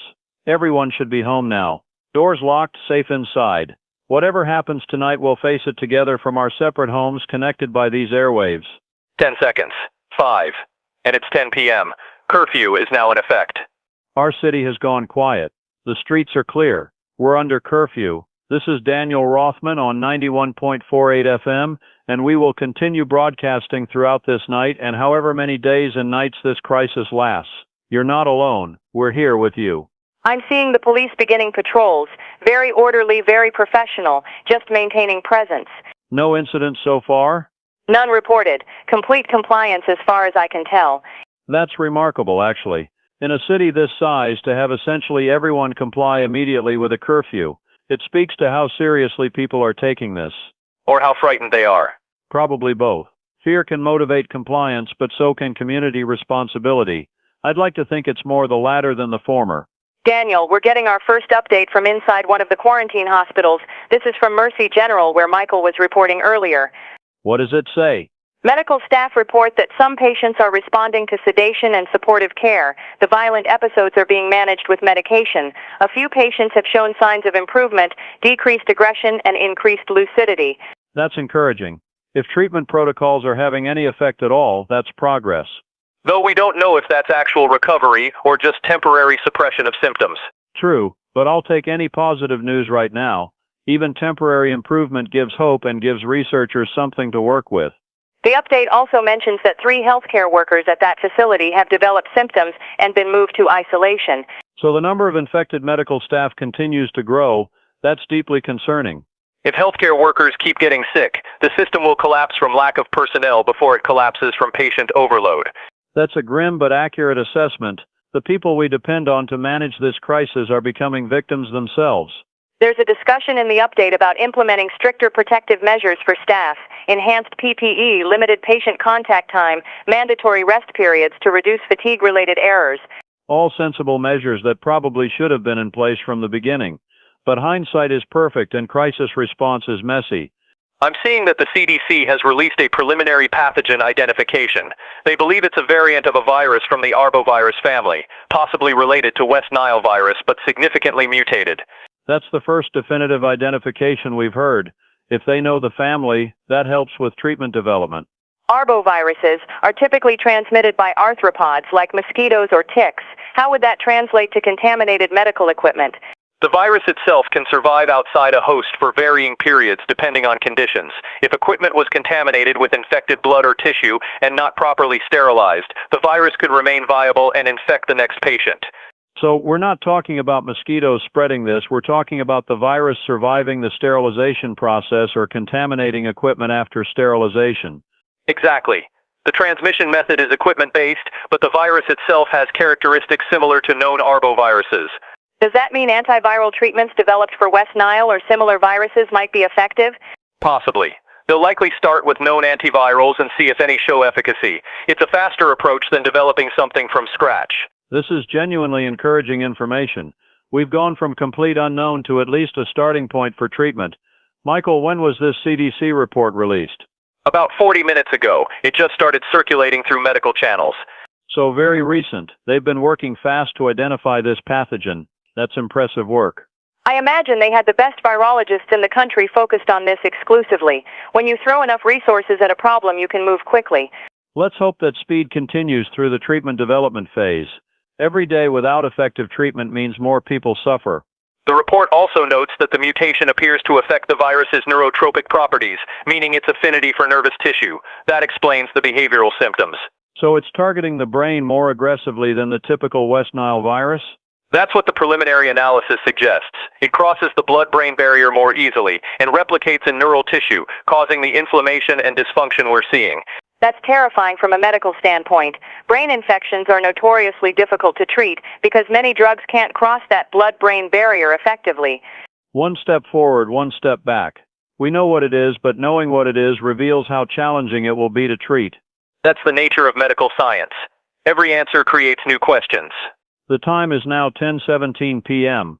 We've been under curfew for 17 minutes, and our city remains quiet. For those just tuning in, we are continuing live coverage of the medical crisis that has affected over 2,000 people across multiple states. A virus related to West Nile but significantly mutated is causing severe neurological symptoms in patients who were exposed through contaminated surgical equipment. Hospitals are under quarantine, a curfew is in effect, and federal investigators are examining the equipment supplier that may be the source of contamination. We have teams monitoring this situation around the clock and will keep you informed as developments occur. I want to remind listeners that we have resources available. The emergency hotline, 1-800-555-0147, is staffed 24 hours for anyone with medical concerns. Local emergency services remain operational for life-threatening situations, and we're here on 91.48 FM continuously. Thank you, Emily. Let's open up the conversation a bit. We've been focused heavily on the medical and logistical aspects of this crisis. I'd like to talk about the human experience. What are people going through emotionally and psychologically right now? Emily, you've been monitoring messages and calls. What are people expressing? Fear is the dominant emotion, obviously, but also confusion, anger, helplessness. A lot of people feel like their lives have been hijacked by something completely beyond their control. They had plans, routines, expectations about how their week would go, and suddenly everything is upended. That loss of control is deeply destabilizing. Humans need a sense of agency, a feeling that our choices matter. A crisis like this strips that away. I'm seeing a lot of solidarity too, though. Communities coming together, neighbors checking on each other, offers of help flooding social media. People want to do something constructive. That's the positive side of human nature. When we can't control the big picture, we focus on what we can control, which is how we treat each other. There's also a lot of grief. People mourning the loss of normalcy, even if it's temporary. Grieving canceled plans, disrupted routines, the sense of safety we had just days ago. That grief is valid. Even if no one you know has been infected, even if you're physically safe, the world has changed and that change is a loss. It's okay to mourn that. Some people are finding meaning in the crisis, talking about it as a wake-up call, an opportunity to reassess priorities, a chance to build a better society afterward. I appreciate that perspective, but I also think it's important not to romanticize suffering. Yes, maybe some good will come from this eventually. Maybe we'll learn lessons or make changes that improve things long term. But right now, people are sick and dying and frightened. We don't need to find silver linings immediately. That's well said. Sometimes the most compassionate thing is to simply acknowledge that something is terrible without trying to make it meaningful or purposeful.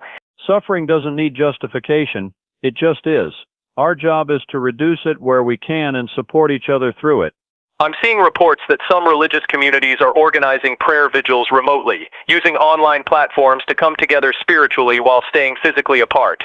For people who find comfort in faith, that's valuable. Whatever helps people cope, as long as it's not harmful or reckless.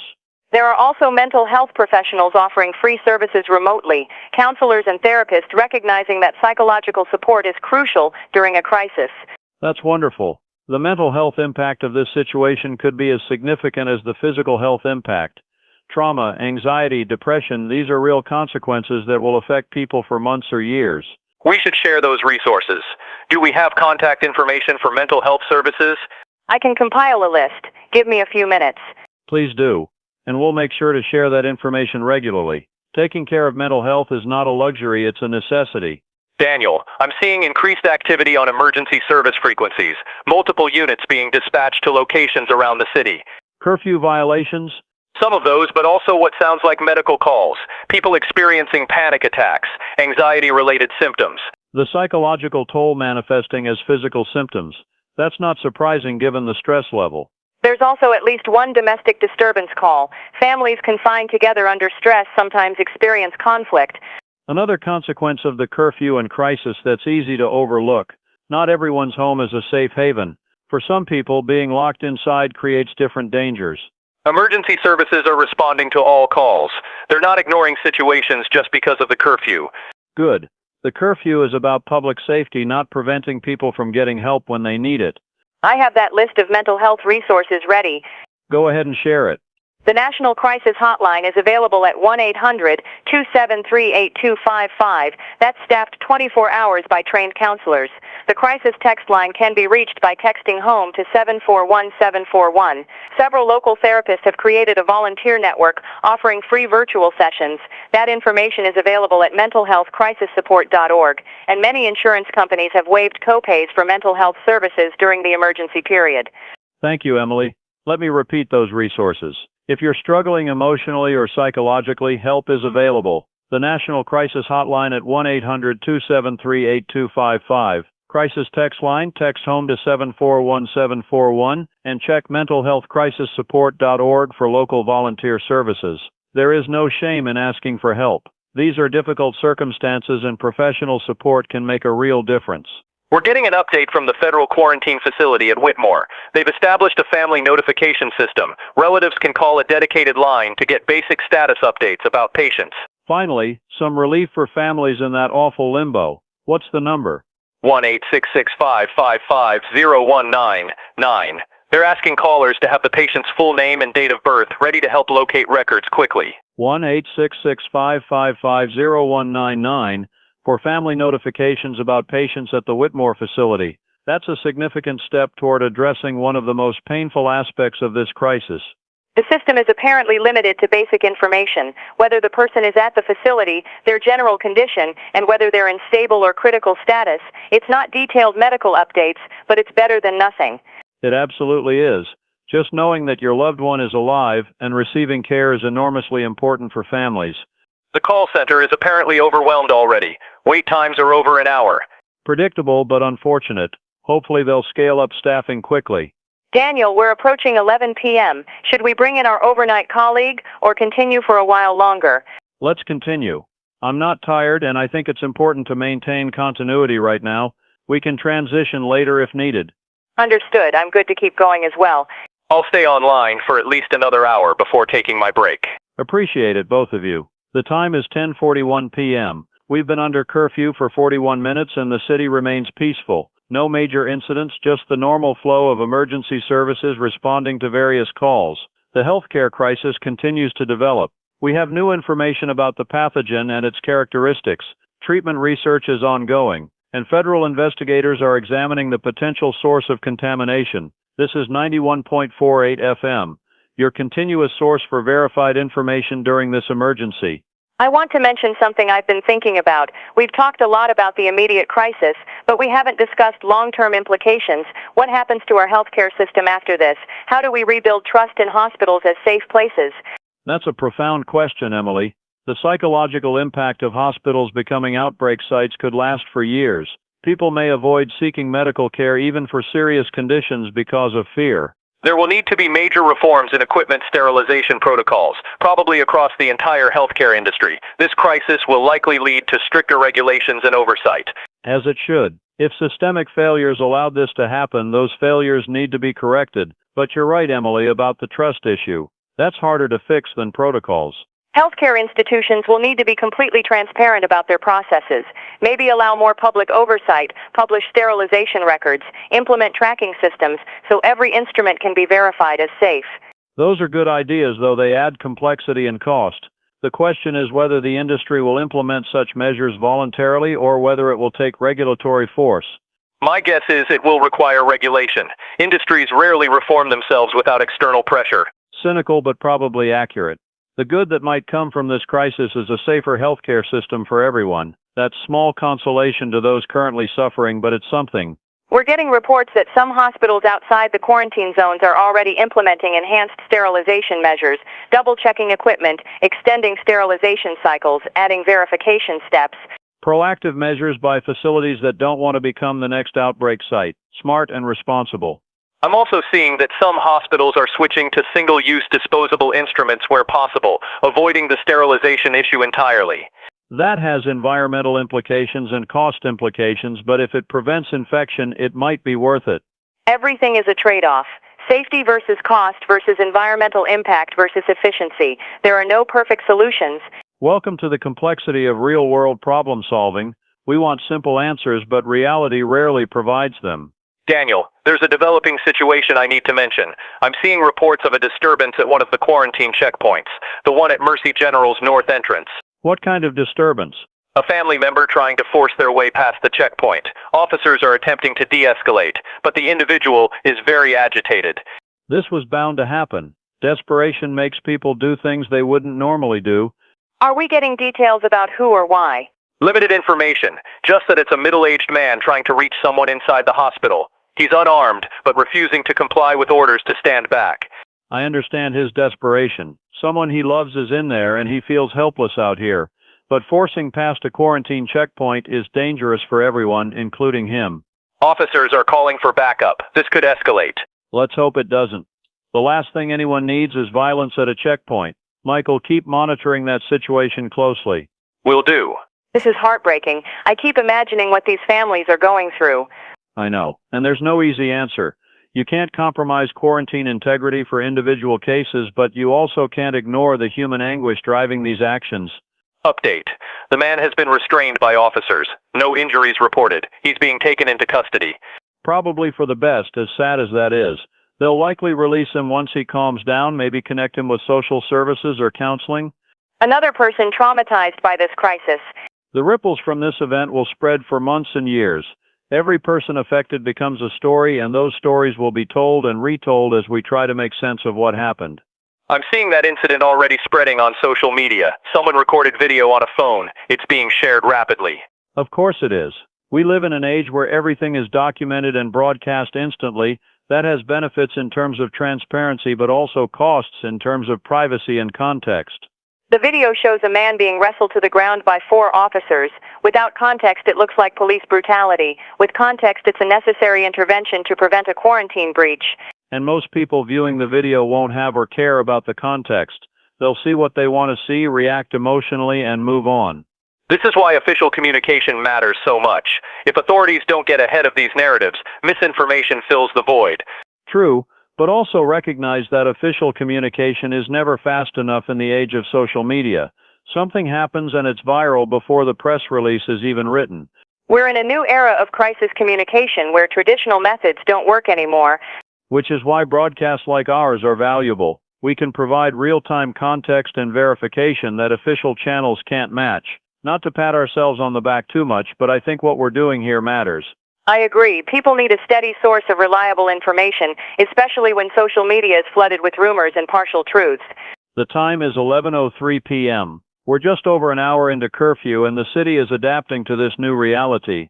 There have been a few isolated incidents, but overall compliance has been strong. The medical crisis continues with over 2,000 confirmed cases nationally. Research into treatment options is progressing. Federal investigators are examining potential contamination sources, and life goes on, changed but continuing. This is Daniel Rothman on 91.48 FM, here with you through the night. I'm going to take my break now if that's all right. I'll be offline for about 2 hours, then back to support overnight coverage. Take care of yourself, Michael. Get some rest. We'll hold down the fort here. Thanks. I'll have alerts active so if anything major breaks, I'll know immediately. Perfect. And Michael, truly excellent work today. Your reporting has been invaluable. Appreciate that, Daniel. Talk to you both later. He's offline now. Emily, how are you holding up? Tired but functional. I think adrenaline is keeping me going at this point. Same here. We'll probably crash hard once this initial phase is over, but for now we push through. Do you think there will be an end to this initial phase, or are we in it for the long haul? Honest answer? I don't know. The next few days will tell us a lot. If case numbers start to level off, if treatments show promise, if the quarantines hold, we might see a turning point. But if things continue to escalate, we could be looking at weeks or months of crisis conditions. That's a sobering thought. It is. But we deal with reality as it exists, not as we wish it to be. Right now we're in the acute phase of a major outbreak. We respond accordingly and hope for the best while preparing for the worst. Very pragmatic. Years of journalism teach you to be pragmatic. Hope for good outcomes, but don't be surprised by bad ones. I'm seeing an update from the CDC. They're releasing more information about the virus mutation. Go ahead. The mutation affects three key areas. First, it makes the virus more resistant to standard sterilization procedures. It can survive in conditions that would normally kill similar viruses. Second, it increases the virus's ability to cross the blood-brain barrier. And third, it appears to have a higher replication rate in neural tissue compared to the parent virus. So it's harder to kill, more effective at reaching the brain, and faster growing once it gets there. That's a perfect storm of mutations from a public health standpoint. The CDC is calling it an extremely rare convergence of genetic changes. The odds of these particular mutations occurring together naturally are very low. Are they suggesting this wasn't natural? They're not making that claim explicitly, but reading between the lines, they're certainly investigating all possibilities, including the idea that this could be engineered. That would change everything. If this is a deliberate release rather than an unfortunate accident, we're talking terrorism or biological warfare. The investigation into medtech solutions takes on new significance if that's the case. Was their equipment contaminated accidentally or deliberately? Let's not get ahead of ourselves. The mutations could still be natural, just unlikely. Nature produces unlikely things all the time. True. I'm just noting what the report suggests without stating outright. Understood. And it's good that authorities are investigating all angles, but we need to be careful about speculation that could cause panic or misdirect attention. Agreed. Let's shift focus a bit. I want to talk about what normal life looks like under these conditions. Tomorrow morning, people will wake up to their first full day under a state of emergency. What should they expect? Essential businesses will be open, grocery stores, pharmacies, gas stations, but potentially with limited hours or capacity restrictions. Non-essential businesses remain closed. Schools are closed indefinitely. Public transportation is running on a reduced schedule. So if you need food or medicine, you can get it, but otherwise stay home. Correct. The guidance is to minimize public interaction as much as possible, not because the virus spreads person to person in casual contact, but to reduce strain on systems and make emergency response easier. What about work? Are people expected to work from home if possible? That's the recommendation. Employers are being asked to allow remote work wherever feasible. Only jobs that absolutely require physical presence should have people reporting to work sites. Which is probably going to cause economic strain. Many jobs can't be done remotely. The economic impact is going to be severe, no question about that, but authorities are calculating that the health crisis takes priority and the economy can recover eventually. In theory, yes. In practice, economic collapse creates its own health and social problems. It's all interconnected. Everything is trade-offs and balances. There are no choices without consequences. That should be the motto for crisis management. I'm seeing that it's now 11:28 p.m. Let me provide another update for listeners who might be tuning in. This is 91.48 FM emergency broadcast. I'm Daniel Rothman, along with my colleague Emily, bringing you continuous coverage of the ongoing medical crisis. Over 2,000 people across 9 states have been infected with a mutated virus that causes severe neurological symptoms. Hospitals are under quarantine. A citywide curfew is in effect from 10 p.m. to 6 a.m. Federal and state authorities are coordinating response efforts. Research into treatment is ongoing with some encouraging early results. Stay tuned for updates throughout the night. We should mention the family notification line again, 1-866-555-0199 for information about patients at the Whitmore Quarantine Facility. Good reminder. And the mental health resources. National Crisis Hotline, 1-800-273-8255. Crisis text line, text HOME to 741741. I'm getting word that several hospital administrators will be holding a joint press conference tomorrow morning at 9 a.m. They'll be addressing operations, safety measures, and public concerns. We'll carry that live. It'll be good to hear directly from hospital leadership about how they're managing this internally. I imagine they're under enormous pressure, trying to maintain public trust while dealing with a crisis that originated in their own facilities. No easy position to be in. They're simultaneously victims of this contamination and responsible for fixing it. Do you think the public will be forgiving, or will there be anger toward hospitals? Both, probably. Some people will understand that hospitals were unwitting victims of faulty equipment. Others will demand accountability and want someone to blame. Human nature includes both compassion and a desire for justice. It's going to be legally complicated. If MedTech is found liable, do hospitals have any responsibility for not catching the problem? That's for courts to decide eventually. There will be years of litigation coming out of this. Meanwhile, people are suffering now and need care now. The legal questions are important but secondary to the immediate crisis. Exactly. Dredge the urgent issues first, deal with accountability later. Daniel, I'm seeing reports of power fluctuations in some parts of the city. Brief brownouts, nothing sustained. Is that related to the crisis or normal infrastructure issues? Unclear. Could be increased load from people staying home running appliances and electronics.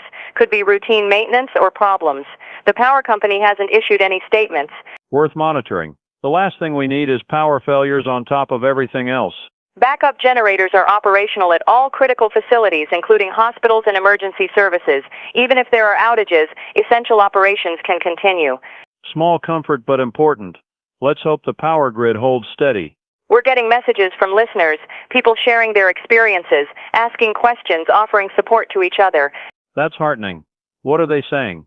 One person writes that they're a retired nurse, and they're volunteering to help at hospitals if needed. Another says they're organizing a neighborhood support network to check on elderly residents. Someone else is asking about pet care, whether it's safe to take dogs out for walks under the curfew. Good questions. On the pet issue, brief walks for essential animal care are generally permitted under curfew exceptions, but people should stay close to home and make it quick. Another listener asks whether mail delivery will continue normally. I believe postal service is considered essential and will continue, but there might be delays. Let me verify that. I'm checking. Yes, mail service continues, but with possible delays due to staffing and safety protocols. So expect your mail, but don't panic if it's late. These are the small details of daily life that become uncertain in a crisis. Someone is asking whether they should send their kids to stay with relatives in another state, away from the affected area. That's a personal decision each family has to make. Factors to consider include whether travel is advisable, whether the other state is truly unaffected, whether separating the family creates more stress than it relieves. There's no universal answer. I think a lot of parents are struggling with that decision right now. Of course, the instinct to protect your children is powerful, but sometimes protection means staying together and managing risk, not fleeing. It's 11:47 p.m., coming up on midnight. The first midnight of this crisis. I wonder how many more we'll see before this is resolved. Optimistic estimate? Best case may be a week before we see significant progress, more likely 2 to 3 weeks before things start improving. And worst case? I'd rather not speculate on worst case scenarios. Let's focus on hoping for and working toward the best outcomes. Fair enough. Emily, why don't you take a break? Get some water, stretch, rest your eyes for a bit. I can manage solo for 20 minutes. You're sure? Absolutely. We need to pace ourselves. This could be a long night and even longer days ahead. Okay, I'll be back shortly. Take your time. All right, listeners, Emily is taking a brief break and it's just me here for the moment. The time is 11:49 p.m. Our city is quiet under curfew. The medical crisis continues, but the situation is stable for now. I want to take this opportunity to speak more personally than I usually do. Today has been one of the most challenging days of my career. Trying to provide accurate information during a rapidly developing crisis, maintaining composure when I'm frightened like everyone else, balancing the need to inform with the responsibility not to alarm unnecessarily. It's difficult work, but it's also important work, and I'm honored that you've chosen to trust us as your source of information. Emily, Michael, and our entire team are committed to staying with you through this crisis.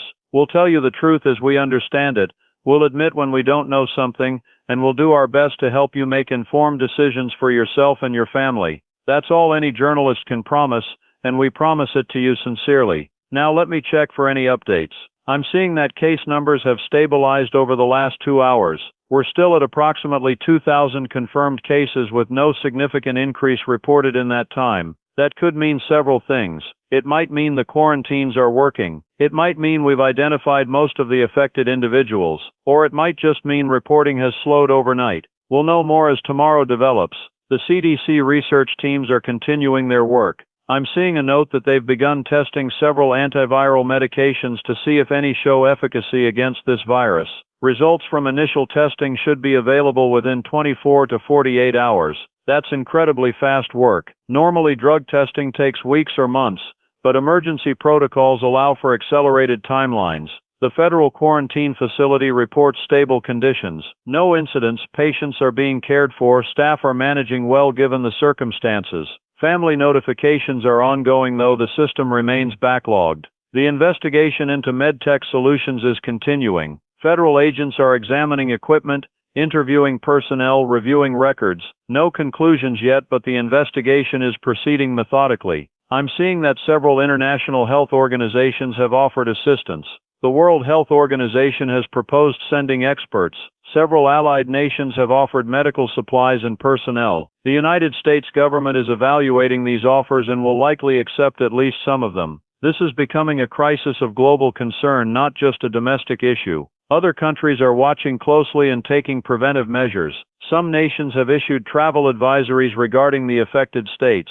A few have implemented enhanced screening for travelers from the United States. This is standard protocol for infectious disease situations, but it shows how interconnected our world is. A crisis in one location quickly becomes relevant everywhere. It's now midnight. We've completed the first full hour of curfew and transitioned into a new day. For those keeping track, this is day one of the crisis as officially recognized, though cases were occurring before we knew what was happening. Emily is back from her break. Emily, anything to add? Just that I'm impressed by your solo reporting. You covered a lot of ground in 20 minutes. Thank you. Anything developing while you were away? I got a message from our overnight colleague Sarah. She'll be here at 2 a.m. to take over so we can both rest. Sounds good. 2 more hours and then we hand off. Think you can make it? Definitely. I'm getting my second wind. The adrenaline will carry us through. Let's talk about tomorrow's schedule. We have the hospital administrator's press conference at 9 a.m. Anything else scheduled? The governor is expected to give a daily briefing at 11 a.m. That might become a regular thing for the duration of this crisis. Makes sense. Daily updates keep the public informed and give officials a platform for guidance. There's also talk of the president establishing a daily task force briefing, similar to what was done during previous national crises. Transparency and communication. That's how you maintain public trust during difficult times. I'm seeing an interesting development. Several universities have offered their research facilities and personnel to help with treatment development. Academic institutions stepping up. That's good to see. They have expertise and resources that can contribute significantly. One major university is offering to run clinical trials of potential treatments if any candidates are identified. Clinical trials normally take months to organize. I assume they're proposing expedited protocols? Yes, emergency authorization would allow for much faster timelines while still maintaining safety standards. Every day saved in development could mean lives saved. I hope they can make that work. Daniel, I want to ask you something off the record, just between us for a moment. How are you really doing with all this? Honestly, I'm scared. I'm trying to project calm and confidence for our listeners, but internally I'm as frightened as anyone. This situation is unprecedented in our lifetimes. The scope, the uncertainty, the potential for things to get much worse. It's overwhelming when I let myself think about it. I appreciate your honesty. I'm scared too, putting on a professional front while feeling terrified inside. That's the job though. People need us to be steady even when we're not. They need a voice that sounds like someone is in control, even if that control is mostly an illusion. Do you think we're doing the right thing, staying on air, continuing to broadcast? I do. Information is crucial in a crisis. Rumor and speculation are dangerous. If we can provide accurate, verified information and help people make good decisions, that's valuable. It might be the most valuable thing we can do. That helps. Sometimes I wonder if we're just adding to the noise. We're fighting the noise, Emily. Don't doubt that. All right, back on the record. It's 12:19 a.m. and we're continuing our coverage on 91.48 FM. For those just tuning in at this late hour, here's where things stand. A mutated virus has infected over 2,000 people across multiple states. The virus causes severe neurological symptoms and was spread through contaminated surgical equipment. Hospitals are quarantined, a curfew is in effect, and response efforts are coordinated at federal and state levels. Treatment research is ongoing with promising early developments. Stay with us for continuing updates. I'm monitoring emergency services, and things remain quiet. A few medical calls, one traffic accident, otherwise peaceful. The curfew seems to be working as intended. Streets clear, minimal activity, allowing emergency services to operate efficiently. I'm wondering how sustainable this is, though. You can implement a curfew for a few days, maybe a week, but much longer than that, and you start seeing economic and social consequences that create new problems. Absolutely. This is a short-term measure. If the crisis extends beyond a week or two, authorities will need to find a different approach. What would that look like? Modified restrictions probably. Maybe allow more normal activity during daytime while maintaining overnight curfews. Gradual reopening of businesses with safety protocols. A measured approach that balances safety with functionality. Assuming the outbreak can be contained enough to allow that. Right. All of this assumes we're able to get ahead of the infection rate. If it continues to spread despite quarantines, we're looking at a different scenario entirely. One that I don't want to contemplate. None of us do. So we hope for the best and prepare for whatever comes. I'm seeing that some religious leaders are planning to deliver messages to their congregations via broadcast tomorrow. Since gatherings aren't allowed, they're adapting. Faith communities finding new ways to connect. That's important for people who derive strength and comfort from religious practice. Several churches, mosques, synagogues, temples, all planning virtual services. Crisis drives innovation. When normal methods aren't available, people find alternatives. Speaking of innovation, there's a grassroots effort to create a volunteer network for delivering groceries and supplies to people who can't or shouldn't leave their homes. Elderly, immunocompromised, those in high-risk categories. Community organizing at its best. That's the kind of mutual aid that makes a real difference during disasters. They're coordinating through social media and setting up safe, contactless delivery protocols. If you're in a position to help and want to contribute, those volunteer networks are a great option. And if you need help, don't be too proud to ask. This is what communities are for. It's 12:41 a.m. We're past midnight on what's technically day 2 of the official crisis. Time becomes strange during something like this. Days blur together, hours feel like minutes or drag like years depending on what's happening. I've lost track of how long we've been on air today. Since about 6 p.m. yesterday, so over 6 hours continuously. It feels both longer and shorter than that. That's the crisis time distortion effect. Your perception gets warped by stress and adrenaline. I'm getting an update from one of the hospital administrators. Off the record, not for broadcast yet, but interesting information. What is it? They're seeing that patients who receive treatment within the first 12 hours of symptom onset are having better outcomes than those who were treated later. Early intervention seems to make a significant difference. That's important. If we can get that confirmed and made public, it could encourage people to seek help immediately rather than waiting.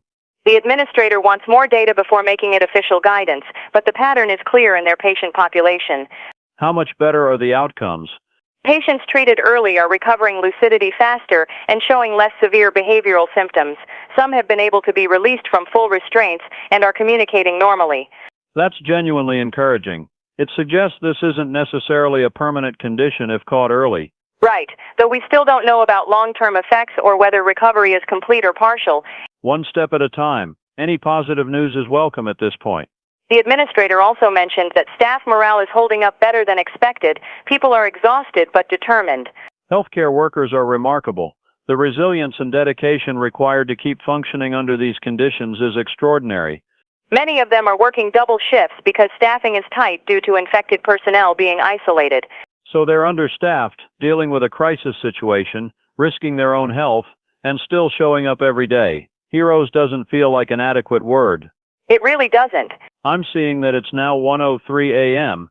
We're into the small hours of the morning when most people are asleep, but we're here and we'll stay here because someone needs to be. This is 91.48 FM, continuous emergency broadcast. I'm Daniel Rothman with Emily, bringing you verified information and steady presence through this crisis.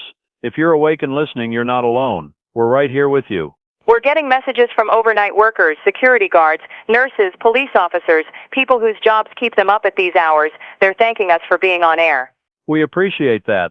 And we appreciate everyone working through the night to keep essential services running. One message is from a hospital security officer at one of the quarantine facilities. He says the situation inside is tense but controlled. Patients are being cared for, no security breaches. Staff are managing. It's good to get that ground-level perspective. Official statements are one thing, but hearing from someone actually there carries different weight. He also says the hardest part is seeing the families outside, knowing they can't come in, can't see their loved ones. I can't imagine how difficult that is, being the barrier between desperate families and sick patients. He says they're trying to be compassionate while maintaining security. It's a difficult balance. Everything about this situation is difficult balances. Safety versus freedom, transparency versus preventing panic, hope versus realism. I suppose that's true of most crises.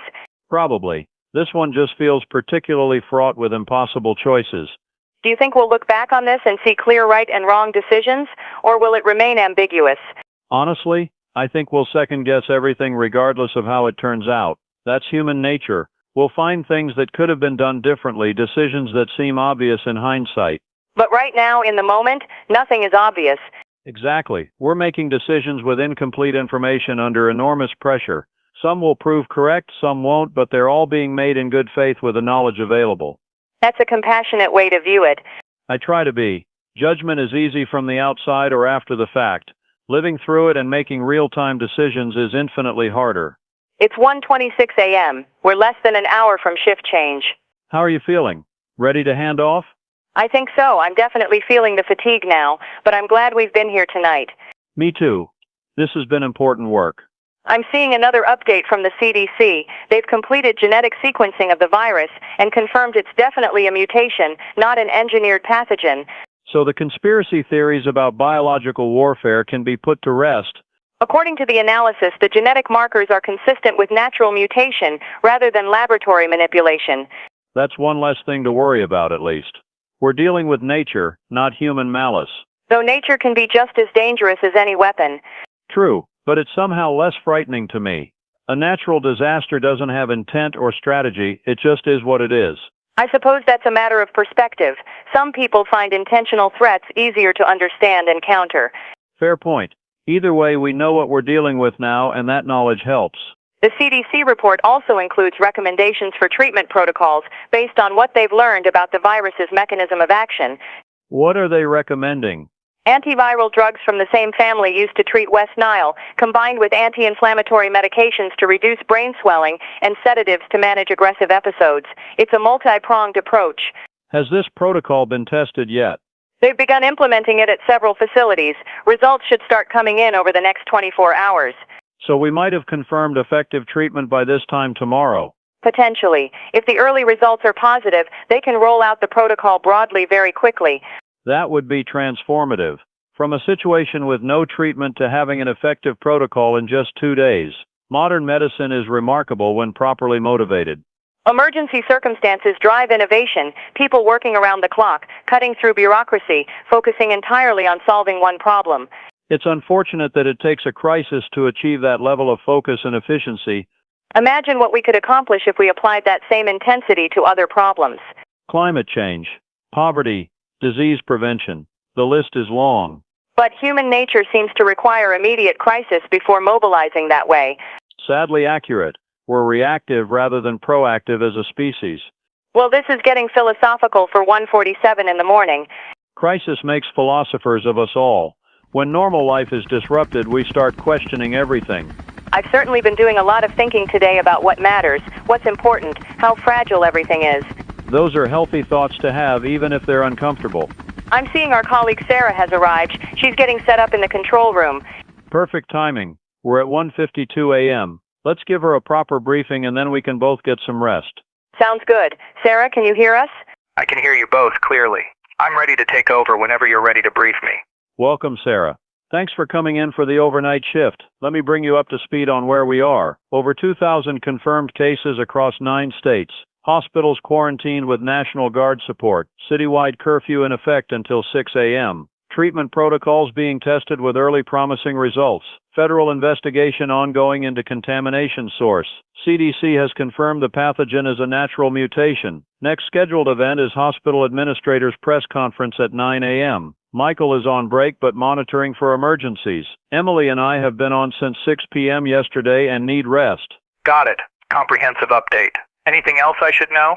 The family notification line is 1-8665-55-0199 for the Whitmore facility. Mental health resources at 1-800-273-8255 for crisis hotline. Emergency medical concerns should call 1-800-555-0147. Those are the numbers we've been repeating regularly. I have all of those. Anything brewing that I should watch carefully? Keep monitoring the hospital situations. Any change in patient conditions or security incidents is significant news. Also watch for updates from the CDC or federal investigators. And track social media for emerging stories or concerns that might need addressing. Will do. You two should get out of here and rest. I've got this. Thanks, Sarah. We appreciate it. Listeners, you're in excellent hands. Sarah will be here through the rest of the night and into the morning. Emily and I will be back later today to continue coverage. Take care of yourselves, follow official guidance, and try to get some rest if you can. This is Daniel Rothman signing off for now, but 91.48 FM continues broadcasting without interruption. This is Emily saying good night and stay safe, everyone. And this is Sarah taking over your emergency broadcast coverage. It's just after 2 a.m., and here's what you need to know. We're continuing to monitor the medical crisis affecting multiple states. The situation is stable at this hour with no new major developments in the last several hours. Quarantines remain in effect, curfew continues until 6 a.m., and response efforts are ongoing. I'll be here providing updates throughout the night and early morning. If you're just joining us, the key numbers to remember are 1-866-555-0199 for family notifications about quarantine patients, 1-800-273-8255 for mental health crisis support, and 1-800-555-0147 for medical emergency consultation. Our city is quiet tonight under curfew. Emergency services report minimal activity. This is a good sign that people are complying with restrictions and staying safe at home.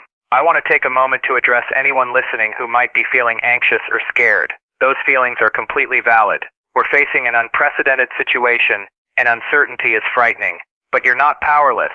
You can control how you respond, how you take care of yourself and your family, how you treat your neighbors and community. Focus on what you can control, and try not to obsess over what you can't. I'm monitoring multiple information sources, including emergency services, health departments, federal agencies, and local authorities.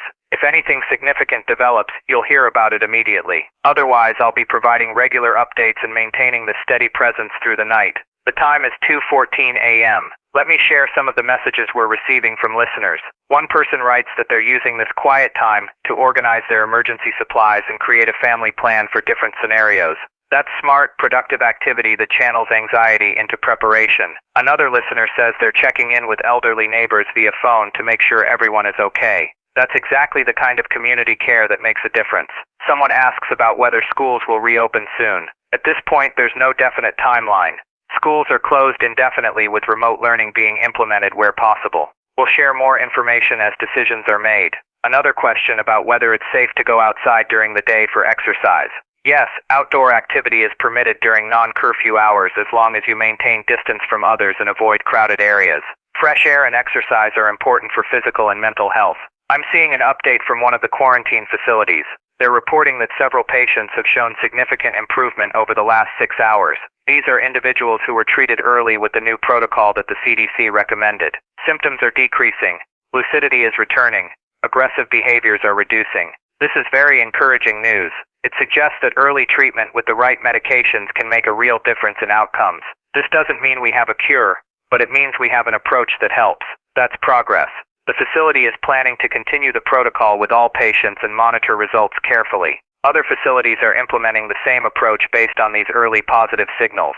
I'm also seeing that the investigation into MedTech Solutions has made progress. Federal agents have identified several autoclaves at the company's main processing facility that were not functioning properly. Temperature sensors were faulty, not accurately reflecting the actual temperatures inside the sterilization chambers.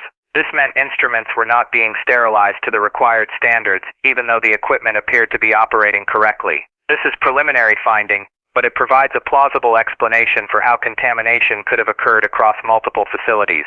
If a central processing location was sending out improperly sterilized equipment to many hospitals, that would create exactly the pattern we've seen. MedTech Solutions has issued a statement cooperating fully with investigators and suspending all sterilization operations pending a complete equipment audit.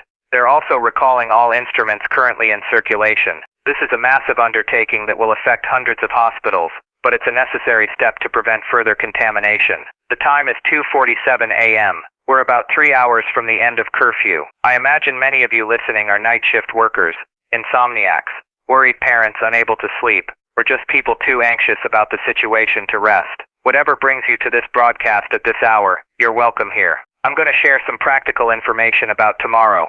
Well, later today, actually. At 6 a.m., the curfew lifts. Normal daytime activity is permitted with the understanding that non-essential businesses remain closed. At 9 a.m., hospital administrators hold a press conference which will broadcast live. At 11 a.m., The governor gives a daily briefing which will also carry. Throughout the day, we'll have Daniel and Emily back on air providing analysis and updates. If you have questions or information to share, our call lines will be open during business hours. For now, messages can be sent through our website or social media channels. I'm monitoring all of those even at this hour. Someone is asking about mail delivery. Yes, postal service continues, though there may be delays. Another person wants to know about trash collection. That also continues on normal schedule. These mundane details of daily life become very important when everything else is disrupted. Maintaining routine services provides a sense of normalcy and stability. I'm seeing that one of the international offers of assistance has been accepted. A team of infectious disease specialists from Europe will be arriving later today to consult with CDC researchers. International cooperation on something like this is standard practice. Diseases don't respect borders, and global expertise can be valuable. The research team will focus on treatment development and will share their findings with the international medical community. This benefits everyone, because if this virus exists here, there's potential for it to appear elsewhere through similar contamination routes. Prevention and treatment protocols developed here can protect people globally. It's 3:19 a.m., and I'm going to pause for a moment to just sit with the reality of what's happening. We're in the middle of a genuine crisis. People are sick. Systems are strained. Life as we knew it has been disrupted. That's the truth, and there's no point in pretending otherwise. But here's another truth. People are working incredibly hard to fix this. Researchers are discovering treatments. Healthcare workers are caring for patients. Communities are supporting each other. Authorities are coordinating responses. All of this is happening simultaneously with the crisis. Both things are true. The situation is serious, and people are rising to meet it. I find that duality comforting somehow. Yes, things are bad, but humans are capable of remarkable things when necessary. We're seeing that capability in action right now. Emergency services radio traffic remains quiet. The city is peaceful under curfew. I'm monitoring weather conditions, and we have clear skies, mild temperatures, no environmental factors complicating the situation. That's a small mercy. Imagine dealing with this during a storm or extreme heat. Sometimes we get lucky in small ways, even during larger disasters. A listener writes asking whether they should talk to their children about what's happening or try to shield them from it. My non-expert opinion, and I'm not a parent or child psychologist, so take this with appropriate skepticism, is that children benefit from honest, age-appropriate information. They pick up on adult anxiety anyway, so giving them context helps them understand what they're feeling. But tailor the information to their age and temperament. Young children need simple reassurance. Older kids can handle more detail. The goal is to inform without terrifying. Make sense of what's happening while emphasizing that adults are working to keep everyone safe. Another message asks about pet care. Are animals at risk from this virus?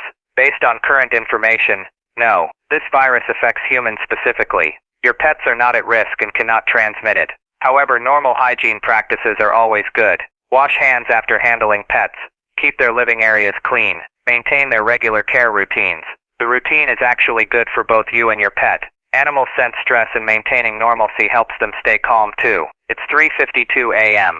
We're about 2 hours from the end of curfew. The eastern sky will start lightening in another hour or so. Dawn is coming.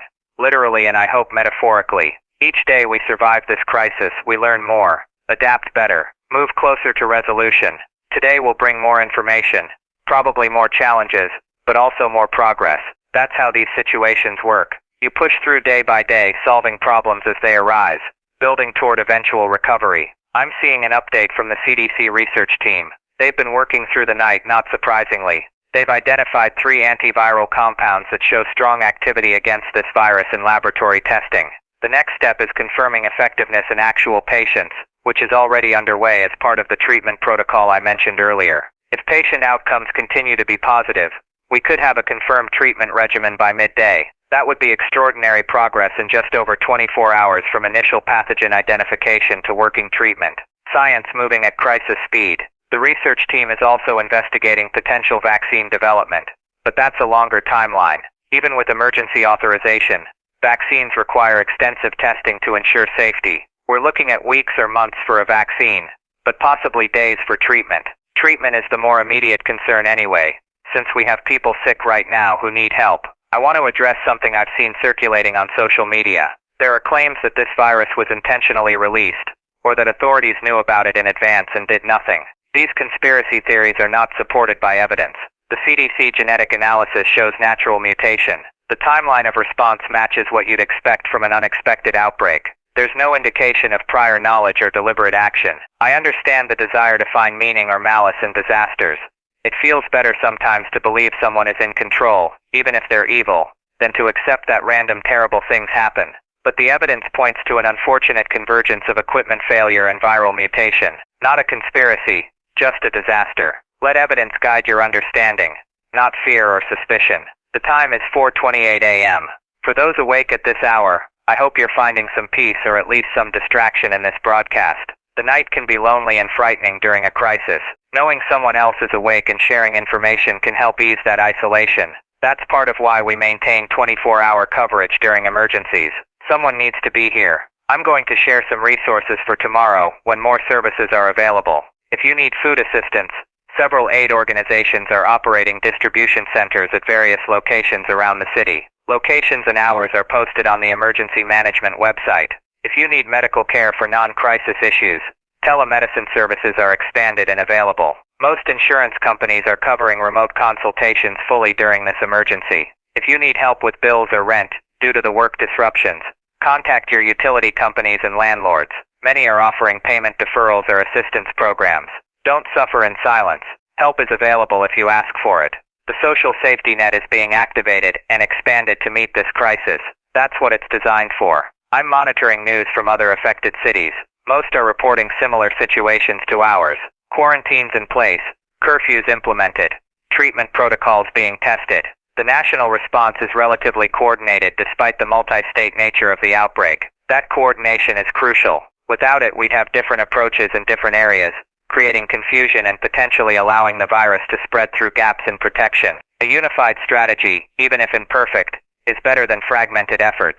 International news shows that several countries have implemented entry restrictions for travelers from affected U.S. states. This is standard disease control practice. When an outbreak occurs, you limit travel from that area to prevent spread. It's not punishment or discrimination, just prudent public health policy. U.S. authorities are cooperating with these measures. It's 5:03 a.m., less than an hour until curfew lifts. I'm watching the sky through our windows and seeing the first hints of dawn. There's something hopeful about sunrise, even during dark times. The natural world continues its rhythms regardless of human crises. The sun rises. Birds will start singing soon. A new day begins, whether we're ready for it or not. I find that continuity reassuring. Our lives are disrupted, but some things remain constant. I'm seeing that grocery stores are preparing for the first post-curfew rush. They're implementing customer limits to prevent overcrowding and ensure safe shopping conditions. Please be patient if there are lines or wait times. Store staff are doing their best under difficult conditions. Treat them with kindness. Actually, that applies to everyone. Every person you encounter today is dealing with the same crisis you are. Customer service workers, delivery drivers, public safety officers, everyone. We're all stressed and frightened. Responding with kindness rather than frustration makes the day easier for everyone. Another international development. The World Health Organization has officially classified this as a global health concern, not a pandemic, since it's currently limited to specific regions, but serious enough to warrant international attention and coordination. This classification unlocks additional resources and facilitates information sharing between countries. It's bureaucratic but important. Official designations trigger response protocols and funding mechanisms that can make a real difference. The time is 5:36 a.m., 24 minutes until curfew ends. I imagine people are starting to wake up, beginning their morning routines, preparing for their first full day under these new conditions. For those just waking up and tuning in, here's where we are. Curfew ends at 6 a.m. The medical crisis continues with over 2,000 confirmed cases, but treatment protocols are showing early promise. Hospital administrators will brief at 9 a.m., governor at 11 a.m. Follow official guidance. Stay informed.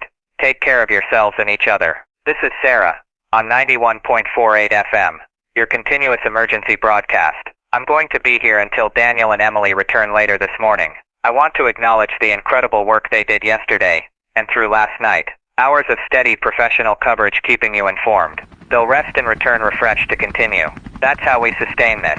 Teams rotating, supporting each other, ensuring someone is always here for you. I'm seeing increased radio traffic on emergency service frequencies. Morning shift officers are checking in, getting briefed on overnight conditions. The transition from night shift to day shift is happening across all emergency services. This is good. It means systems are functioning. People are showing up for work. The machinery of society continues to operate even under stress. Some sense of normalcy in the routine. The sky is definitely getting lighter now. Dawn is breaking. In a few minutes, street lights will start going off. The curfew will officially end. And another day begins. Whatever this day brings, we'll face it together. You're not alone in this. Millions of people across multiple states are waking up to the same reality. We're all navigating this crisis together. That shared experience creates connection even when we're physically separated. It's 5:54 a.m., 6 minutes until curfew ends. I'm seeing people on the streets already. Early risers or essential workers heading to their jobs. Traffic is light but present. The city is waking up. I can see the sun coming up now, painting the sky in shades of orange and pink. It's beautiful in a way that feels almost inappropriate given the circumstances. But beauty exists regardless of our problems. That's worth remembering. The world contains both crisis and sunrise, both suffering and morning light. We can acknowledge both without diminishing either. 5 minutes now. Police units are beginning their regular patrols rather than curfew enforcement. The shift in focus is subtle but noticeable, from control to service. That's a good sign. It means we're finding a new normal, figuring out how to function under these conditions. 3 minutes. I'm seeing more vehicles on the roads. People heading to work, to stores, to wherever they need to be. Life continues. 2 minutes. The city is coming alive. Restaurants that are allowed to operate will start opening soon. Delivery services will begin their routes. The day's activity is beginning. 1 minute. Take a breath. Whatever you're facing today, you can handle it. You've made it through the night. You'll make it through the day. 30 seconds. The sun is up. The curfew is ending. And it's 6 a.m. Curfew is officially ended. You are now free to move about as needed, following all other emergency guidelines and restrictions. Welcome to a new day. This is Sarah, on 91.48 FM, continuing your emergency broadcast coverage. The overnight hours were quiet with no significant incidents. Curfew compliance was excellent throughout the city. We're beginning day 2 of the official crisis response, with treatment protocols showing early promise and investigations progressing into the contamination source. I'll continue broadcasting and monitoring all developments until Daniel and Emily return. For those starting your day, here are the key things to remember. Essential businesses are open. Non-essential businesses remain closed. Maintain distance from others when in public. If you or someone you know shows symptoms, severe headache, confusion, aggression, disorientation, call the medical emergency line at 1-800-555-0147 immediately. Early treatment significantly improves outcomes. For families seeking information about quarantine loved ones, call 1-866-555-0199. For mental health support, the crisis hotline is 1-800-2738-255. These resources are available to help you. Please use them if you need them. I'm seeing that the first grocery stores are opening their doors now. Please shop responsibly. Buy what you need, but not more than you need. Consider that your neighbors have the same needs. Store staff will enforce customer limits and safety protocols. Cooperate with them. They're trying to keep everyone safe. Traffic is picking up on major routes.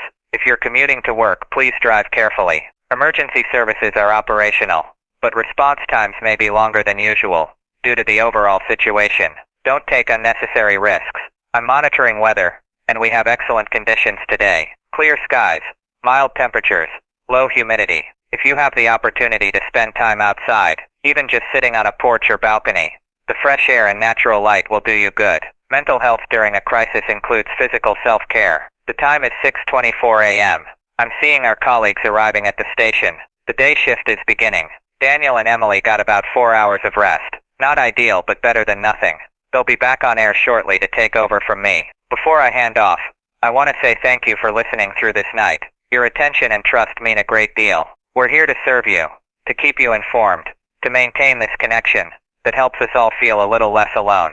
Stay safe, stay strong, and remember that thousands of people are working around the clock to resolve this crisis. Progress is being made. Hold on to hope. This is Daniel Rothman back on 91.48 FM. Thank you, Sarah, for excellent overnight coverage. I got a few hours of sleep and I'm ready to continue. Emily will be joining me shortly. The time is now 6:38 a.m. and we're well into what will be our first full day under emergency conditions. The curfew has lifted and the city is waking up to this new reality. I want to start by providing a comprehensive update on where we stand this morning. Case numbers remain at approximately 2,000 confirmed across all affected states. That number has held steady overnight, which suggests either that we've identified most exposed individuals or that the quarantines are preventing new infections. Treatment protocols using antivirals and anti-inflammatory medications are showing positive early results. Several patients have demonstrated significant improvement. The CDC continues researching and testing additional approaches. Federal investigators have identified faulty sterilization equipment at MedTech Solutions as the likely source of contamination. All equipment from that company has been recalled. Hospital administrators will brief at 9 a.m. about safety measures and operational status. The governor will provide updates at 11 a.m. Curfew will resume tonight at 10 p.m. Schools remain closed. Non-essential businesses remain closed. Essential services continue operating. International health organizations are providing support and expertise. Now let me talk about what I'm seeing as I look out at our city this morning. The streets have traffic, but it's lighter than normal. People are moving purposefully. No one is lingering or gathering. There's a sense of everyone wanting to accomplish what they need to and get back to safety. That's probably healthy behavior given the circumstances. Emily has joined me now. Good morning, Emily. Good morning, Daniel. As good as it can be under the circumstances. How are you feeling after some rest? Tired but functional. A few hours of sleep helped. How about you? Same. It's strange to have slept through those hours. I kept waking up wondering if I was missing something important. I think we both felt that way. But Sarah did an excellent job covering the overnight. We're all caught up on developments. I've been reviewing overnight reports, and there's one thing I want to highlight. Several patients who showed severe symptoms just yesterday are now lucid and conversing normally this morning after receiving the treatment protocol. That's remarkable progress. Do we know if that improvement is sustained or could they relapse? Too early to tell definitively, but the medical teams are cautiously optimistic. They're continuing treatment and monitoring closely. That's the best we can hope for at this stage. Cautious optimism with continued vigilance. I'm also seeing that some of the healthcare workers who developed symptoms and received early treatment are recovering quickly. One nurse who showed symptoms yesterday morning is reportedly back to normal function today. That's significant because it suggests the treatment works not just in some cases but potentially broadly, though again small sample size and early days. Absolutely. We need more data, but the trend is encouraging. The time is 6:58 a.m., and we're approaching the 2-hour mark until the hospital administrator's press conference. Let's talk about what we might hear from them. Emily, what questions do you think need to be answered? First, what are they doing to ensure patient safety going forward? How are they verifying that all equipment is sterile? What redundant systems are being put in place? Second, what's the status of non-emergency medical care? When can people safely seek treatment for other conditions? Third, how are they supporting their staff through this crisis? And fourth, what do they know about long-term impacts on patients who have recovered? All critical questions. I'd add one more. What are they doing to rebuild public trust in hospitals as safe spaces for healing? That's essential. People need to feel safe seeking medical care, or we'll see other health problems emerge from neglect. Exactly. The ripple effects of this crisis could be as damaging as the direct effects if people avoid necessary medical treatment out of fear. I'm seeing that several hospitals have published their sterilization protocols online, complete transparency about how instruments are cleaned and verified as safe. That's a start toward rebuilding trust. Transparency helps, though I imagine some people will remain skeptical regardless. Once trust is broken, it takes time to rebuild. That's just human psychology. Speaking of psychology, how are you holding up emotionally, Emily? Yesterday was intense. I'm processing it all. The magnitude of what's happening, the responsibility of being a reliable information source, my own fears and concerns. It's a lot. It is. And it's okay to acknowledge that we're affected by this too. We're not outside observers, we're in the middle of it like everyone else. That's what makes it real. We're reporting on something that's affecting our own lives directly. Which I think makes us better at this. We understand viscerally what our listeners are experiencing. True. There's no emotional distance to hide behind. Nor should there be. Authentic emotion, appropriately expressed, connects us with the people we're serving. I appreciate you talking about this. It helps to know I'm not alone in feeling overwhelmed sometimes. You're definitely not alone. We're all human, Emily, doing our best but also struggling. That's okay. Thank you. All right, back to work. I'm seeing an update about food distribution centers. Several locations across the city are opening today to provide groceries to people who can't afford them or can't get to stores safely. Community organizations rising to meet the need. Where are these locations? I have a list. Let me share the addresses. The main distribution center is at Lincoln Community Center on 5th Avenue, open from 8 a.m. to 4 p.m. Second location is Memorial Church on Riverside Drive, same hours. Third is the Veterans Hall on Park Street. Fourth is the school gymnasium at Jefferson Elementary on Maple, all following safety protocols with limited occupancy and required distancing. If you need food and can't get to stores or can't afford groceries, those distribution centers are available. No shame in using them. That's what community resources are for. They're asking for volunteers to help with distribution if anyone is able and willing. Contact information is on the emergency management website. Productive way to channel anxiety into action. Helping others often helps ourselves as well. It's 7:19 a.m. We're an hour and 40 minutes from the press conference. Let me provide another comprehensive update for listeners just tuning in as they start their morning. This is Daniel Rothman with Emily on 91.48 FM, your continuous emergency broadcast. A viral outbreak has affected over 2,000 people across 9 states. The virus causes neurological symptoms, but early treatment is proving effective. Hospitals are quarantined, non-essential businesses closed, curfew in effect from 10 p.m. to 6 a.m. nightly. Federal investigators have identified contaminated sterilization equipment as the likely source. Hospital administrators will brief at 9 a.m., governor at 11 a.m. For medical concerns, call 1-800-555-0147. For family notifications, call 1-866-555-0199. For mental health support, call 1-800-273-8255. Stay informed through official channels and maintain safety precautions. We're here with you, continuously providing verified information and steady coverage. I want to mention something I'm seeing in listener messages. People are asking about when life might return to normal. What should we tell them, Daniel? Honestly, we don't know. It depends on so many factors. How effective the treatments prove to be, whether we can prevent new infections, how quickly we can verify all medical equipment is safe, the economic pressures to reopen, public willingness to continue following restrictions. There are too many variables to give a confident timeline. But people want some sense of time frame, even a rough estimate.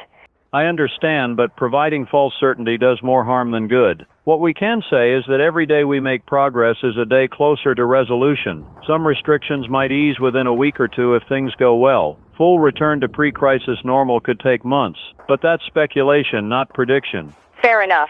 Uncertainty is uncomfortable, but it's honest. It's the most honest answer we can give. Anyone claiming to know exactly when this will end is either lying or deluding themselves. I'm seeing reports that some businesses are planning to permanently close rather than try to survive this shutdown period.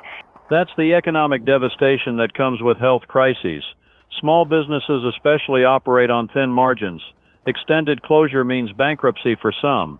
There are relief programs being set up, but they won't save everyone. No, they won't. Some businesses won't make it through this. Some jobs will be lost permanently. That's a tragedy on top of the medical tragedy. The full cost of this crisis will be felt for years. Absolutely. In health and economics and psychology and social structure, everything is affected. It's overwhelming when you think about it that way. Which is why we focus on what we can do right now. Inform people, support response efforts, maintain stability. The big picture is too large to tackle. We handle the pieces we can handle. One moment at a time. Exactly. It's 7:44 a.m. Let me check in with Michael. Michael, are you back and available? I'm here, Daniel. Rested and ready. What do you need? Just wanted to confirm you're monitoring and ready to support coverage. Affirmative. I've been reviewing overnight reports and tracking current developments. I'm prepared to assist with research and analysis for the press conferences. Excellent. We're going to rely on you for background information and fact-checking during the Q&A portions of these briefings. Happy to provide that support. Michael, what's your assessment of where we are this morning compared to yesterday evening when you went offline? Overall stable with small positive signals. Case numbers haven't increased significantly. Treatment protocols are showing promise. The contamination source has been identified and contained. Public cooperation with restrictions is strong. The trajectory seems to be toward management rather than escalation. That's my read as well. We're not out of this by any means, but we're not spiraling either. Knock on wood. Superstition, Emily? Call it cautious optimism. I don't want to jinx progress by celebrating too early. I understand the impulse, though. I'm not sure the universe listens to our celebrations or curses. I'm seeing increased social media activity as people wake up and start their day. A lot of anxiety and questions. What are the main concerns this morning? Will my workplace be open? Is it safe to send kids to a neighbor or relative's house if I have to work? How long will this last? Can I get my prescription refilled safely? Pretty basic practical concerns. Let's address those. Workplaces for essential services are open. Non-essential businesses remain closed. Check with your employer for specific guidance. Regarding children, that's a judgment call each family makes based on their circumstances and comfort level. There's no official restriction on leaving children with trusted caregivers. How long this lasts depends on how the situation develops. No definite timeline. Prescription refills are available at pharmacies with possible wait times. All pharmacies are open and operating. I'd add that many pharmacies offer delivery service now if you're uncomfortable visiting in person. Good point. Minimize exposure by using delivery options when available. There's also anxiety about the press conferences today. People worried about bad news. That's natural. Official briefings during crises can be frightening because they make the situation feel more real, and because there's always concern they'll announce something worse than we already know. But information is better than speculation. Whatever we learn today will help us make better decisions. Exactly. Knowledge, even difficult knowledge, is better than ignorance. It's 8:02 a.m., less than an hour until the hospital administrator's brief. Let's use this time to preview what we might hear and prepare our listeners for various possibilities. Emily, best case scenario, what could they announce? Best case would be that treatment protocols are proving highly effective, with most patients recovering quickly, that all equipment has been verified as safe or replaced, that they're prepared to resume normal operations soon, and that no healthcare workers have had serious outcomes from their infections. Realistic best case. Michael, worst case scenario? Worst case would be treatment failures, patient deterioration despite protocols, inability to verify equipment safety quickly, need for extended quarantines, and significant healthcare worker casualties affecting hospital capacity. Let's hope we hear something between those extremes. Most likely scenario? Mixed news. Some successes, some ongoing challenges, concrete steps being taken, time frames that are longer than we'd like but not catastrophic. That sounds probable. Complex situations rarely have simple resolutions. I'm seeing it's now 8:21 a.m. We're approaching the final stretch before the 9 a.m. briefing. Let me take a moment to step back and reflect on what we've been through in the last 16 hours or so. Yesterday evening, this city was just beginning to understand the scope of this crisis. Hospitals were being quarantined, numbers were climbing rapidly, fear was spreading. We've spent the night providing steady coverage, keeping you informed, connecting you with resources, and now we're entering day 2 with a better understanding of what we're facing and how to respond. That's progress. Not victory, but progress. We know what the pathogen is, we have treatment approaches that show promise, we've identified the contamination source and stopped it, authorities are coordinating effectively, the public is cooperating with restrictions, healthcare workers are performing heroically, researchers are working around the clock, communities are supporting each other. Yes, people are still sick. Yes, we have a long road ahead, but we're moving forward, learning, adapting, surviving, and that's what humans do. We face crises. We struggle. We find ways through. This crisis is no different. It's scary and disruptive and tragic, but it's not unsurvivable. We will get through this. Maybe not quickly, maybe not easily, but we will get through it, together. I want you to hold on to that thought as we go into these press conferences. Whatever news we hear, however difficult the information might be, remember that thousands of dedicated professionals are working to protect you and resolve this situation. You're not facing this alone. None of us are. We're all in this together, connected by shared experience and shared determination to endure and overcome. It's 8:39 a.m., 20 minutes until the hospital administrators speak. Emily, any last-minute preparations? I have my questions ready. Background information compiled. I'm ready to help contextualize whatever they announce. Michael? Same. I've got fact-checking resources queued up, and I'm monitoring multiple sources to catch any breaking developments before the briefing starts.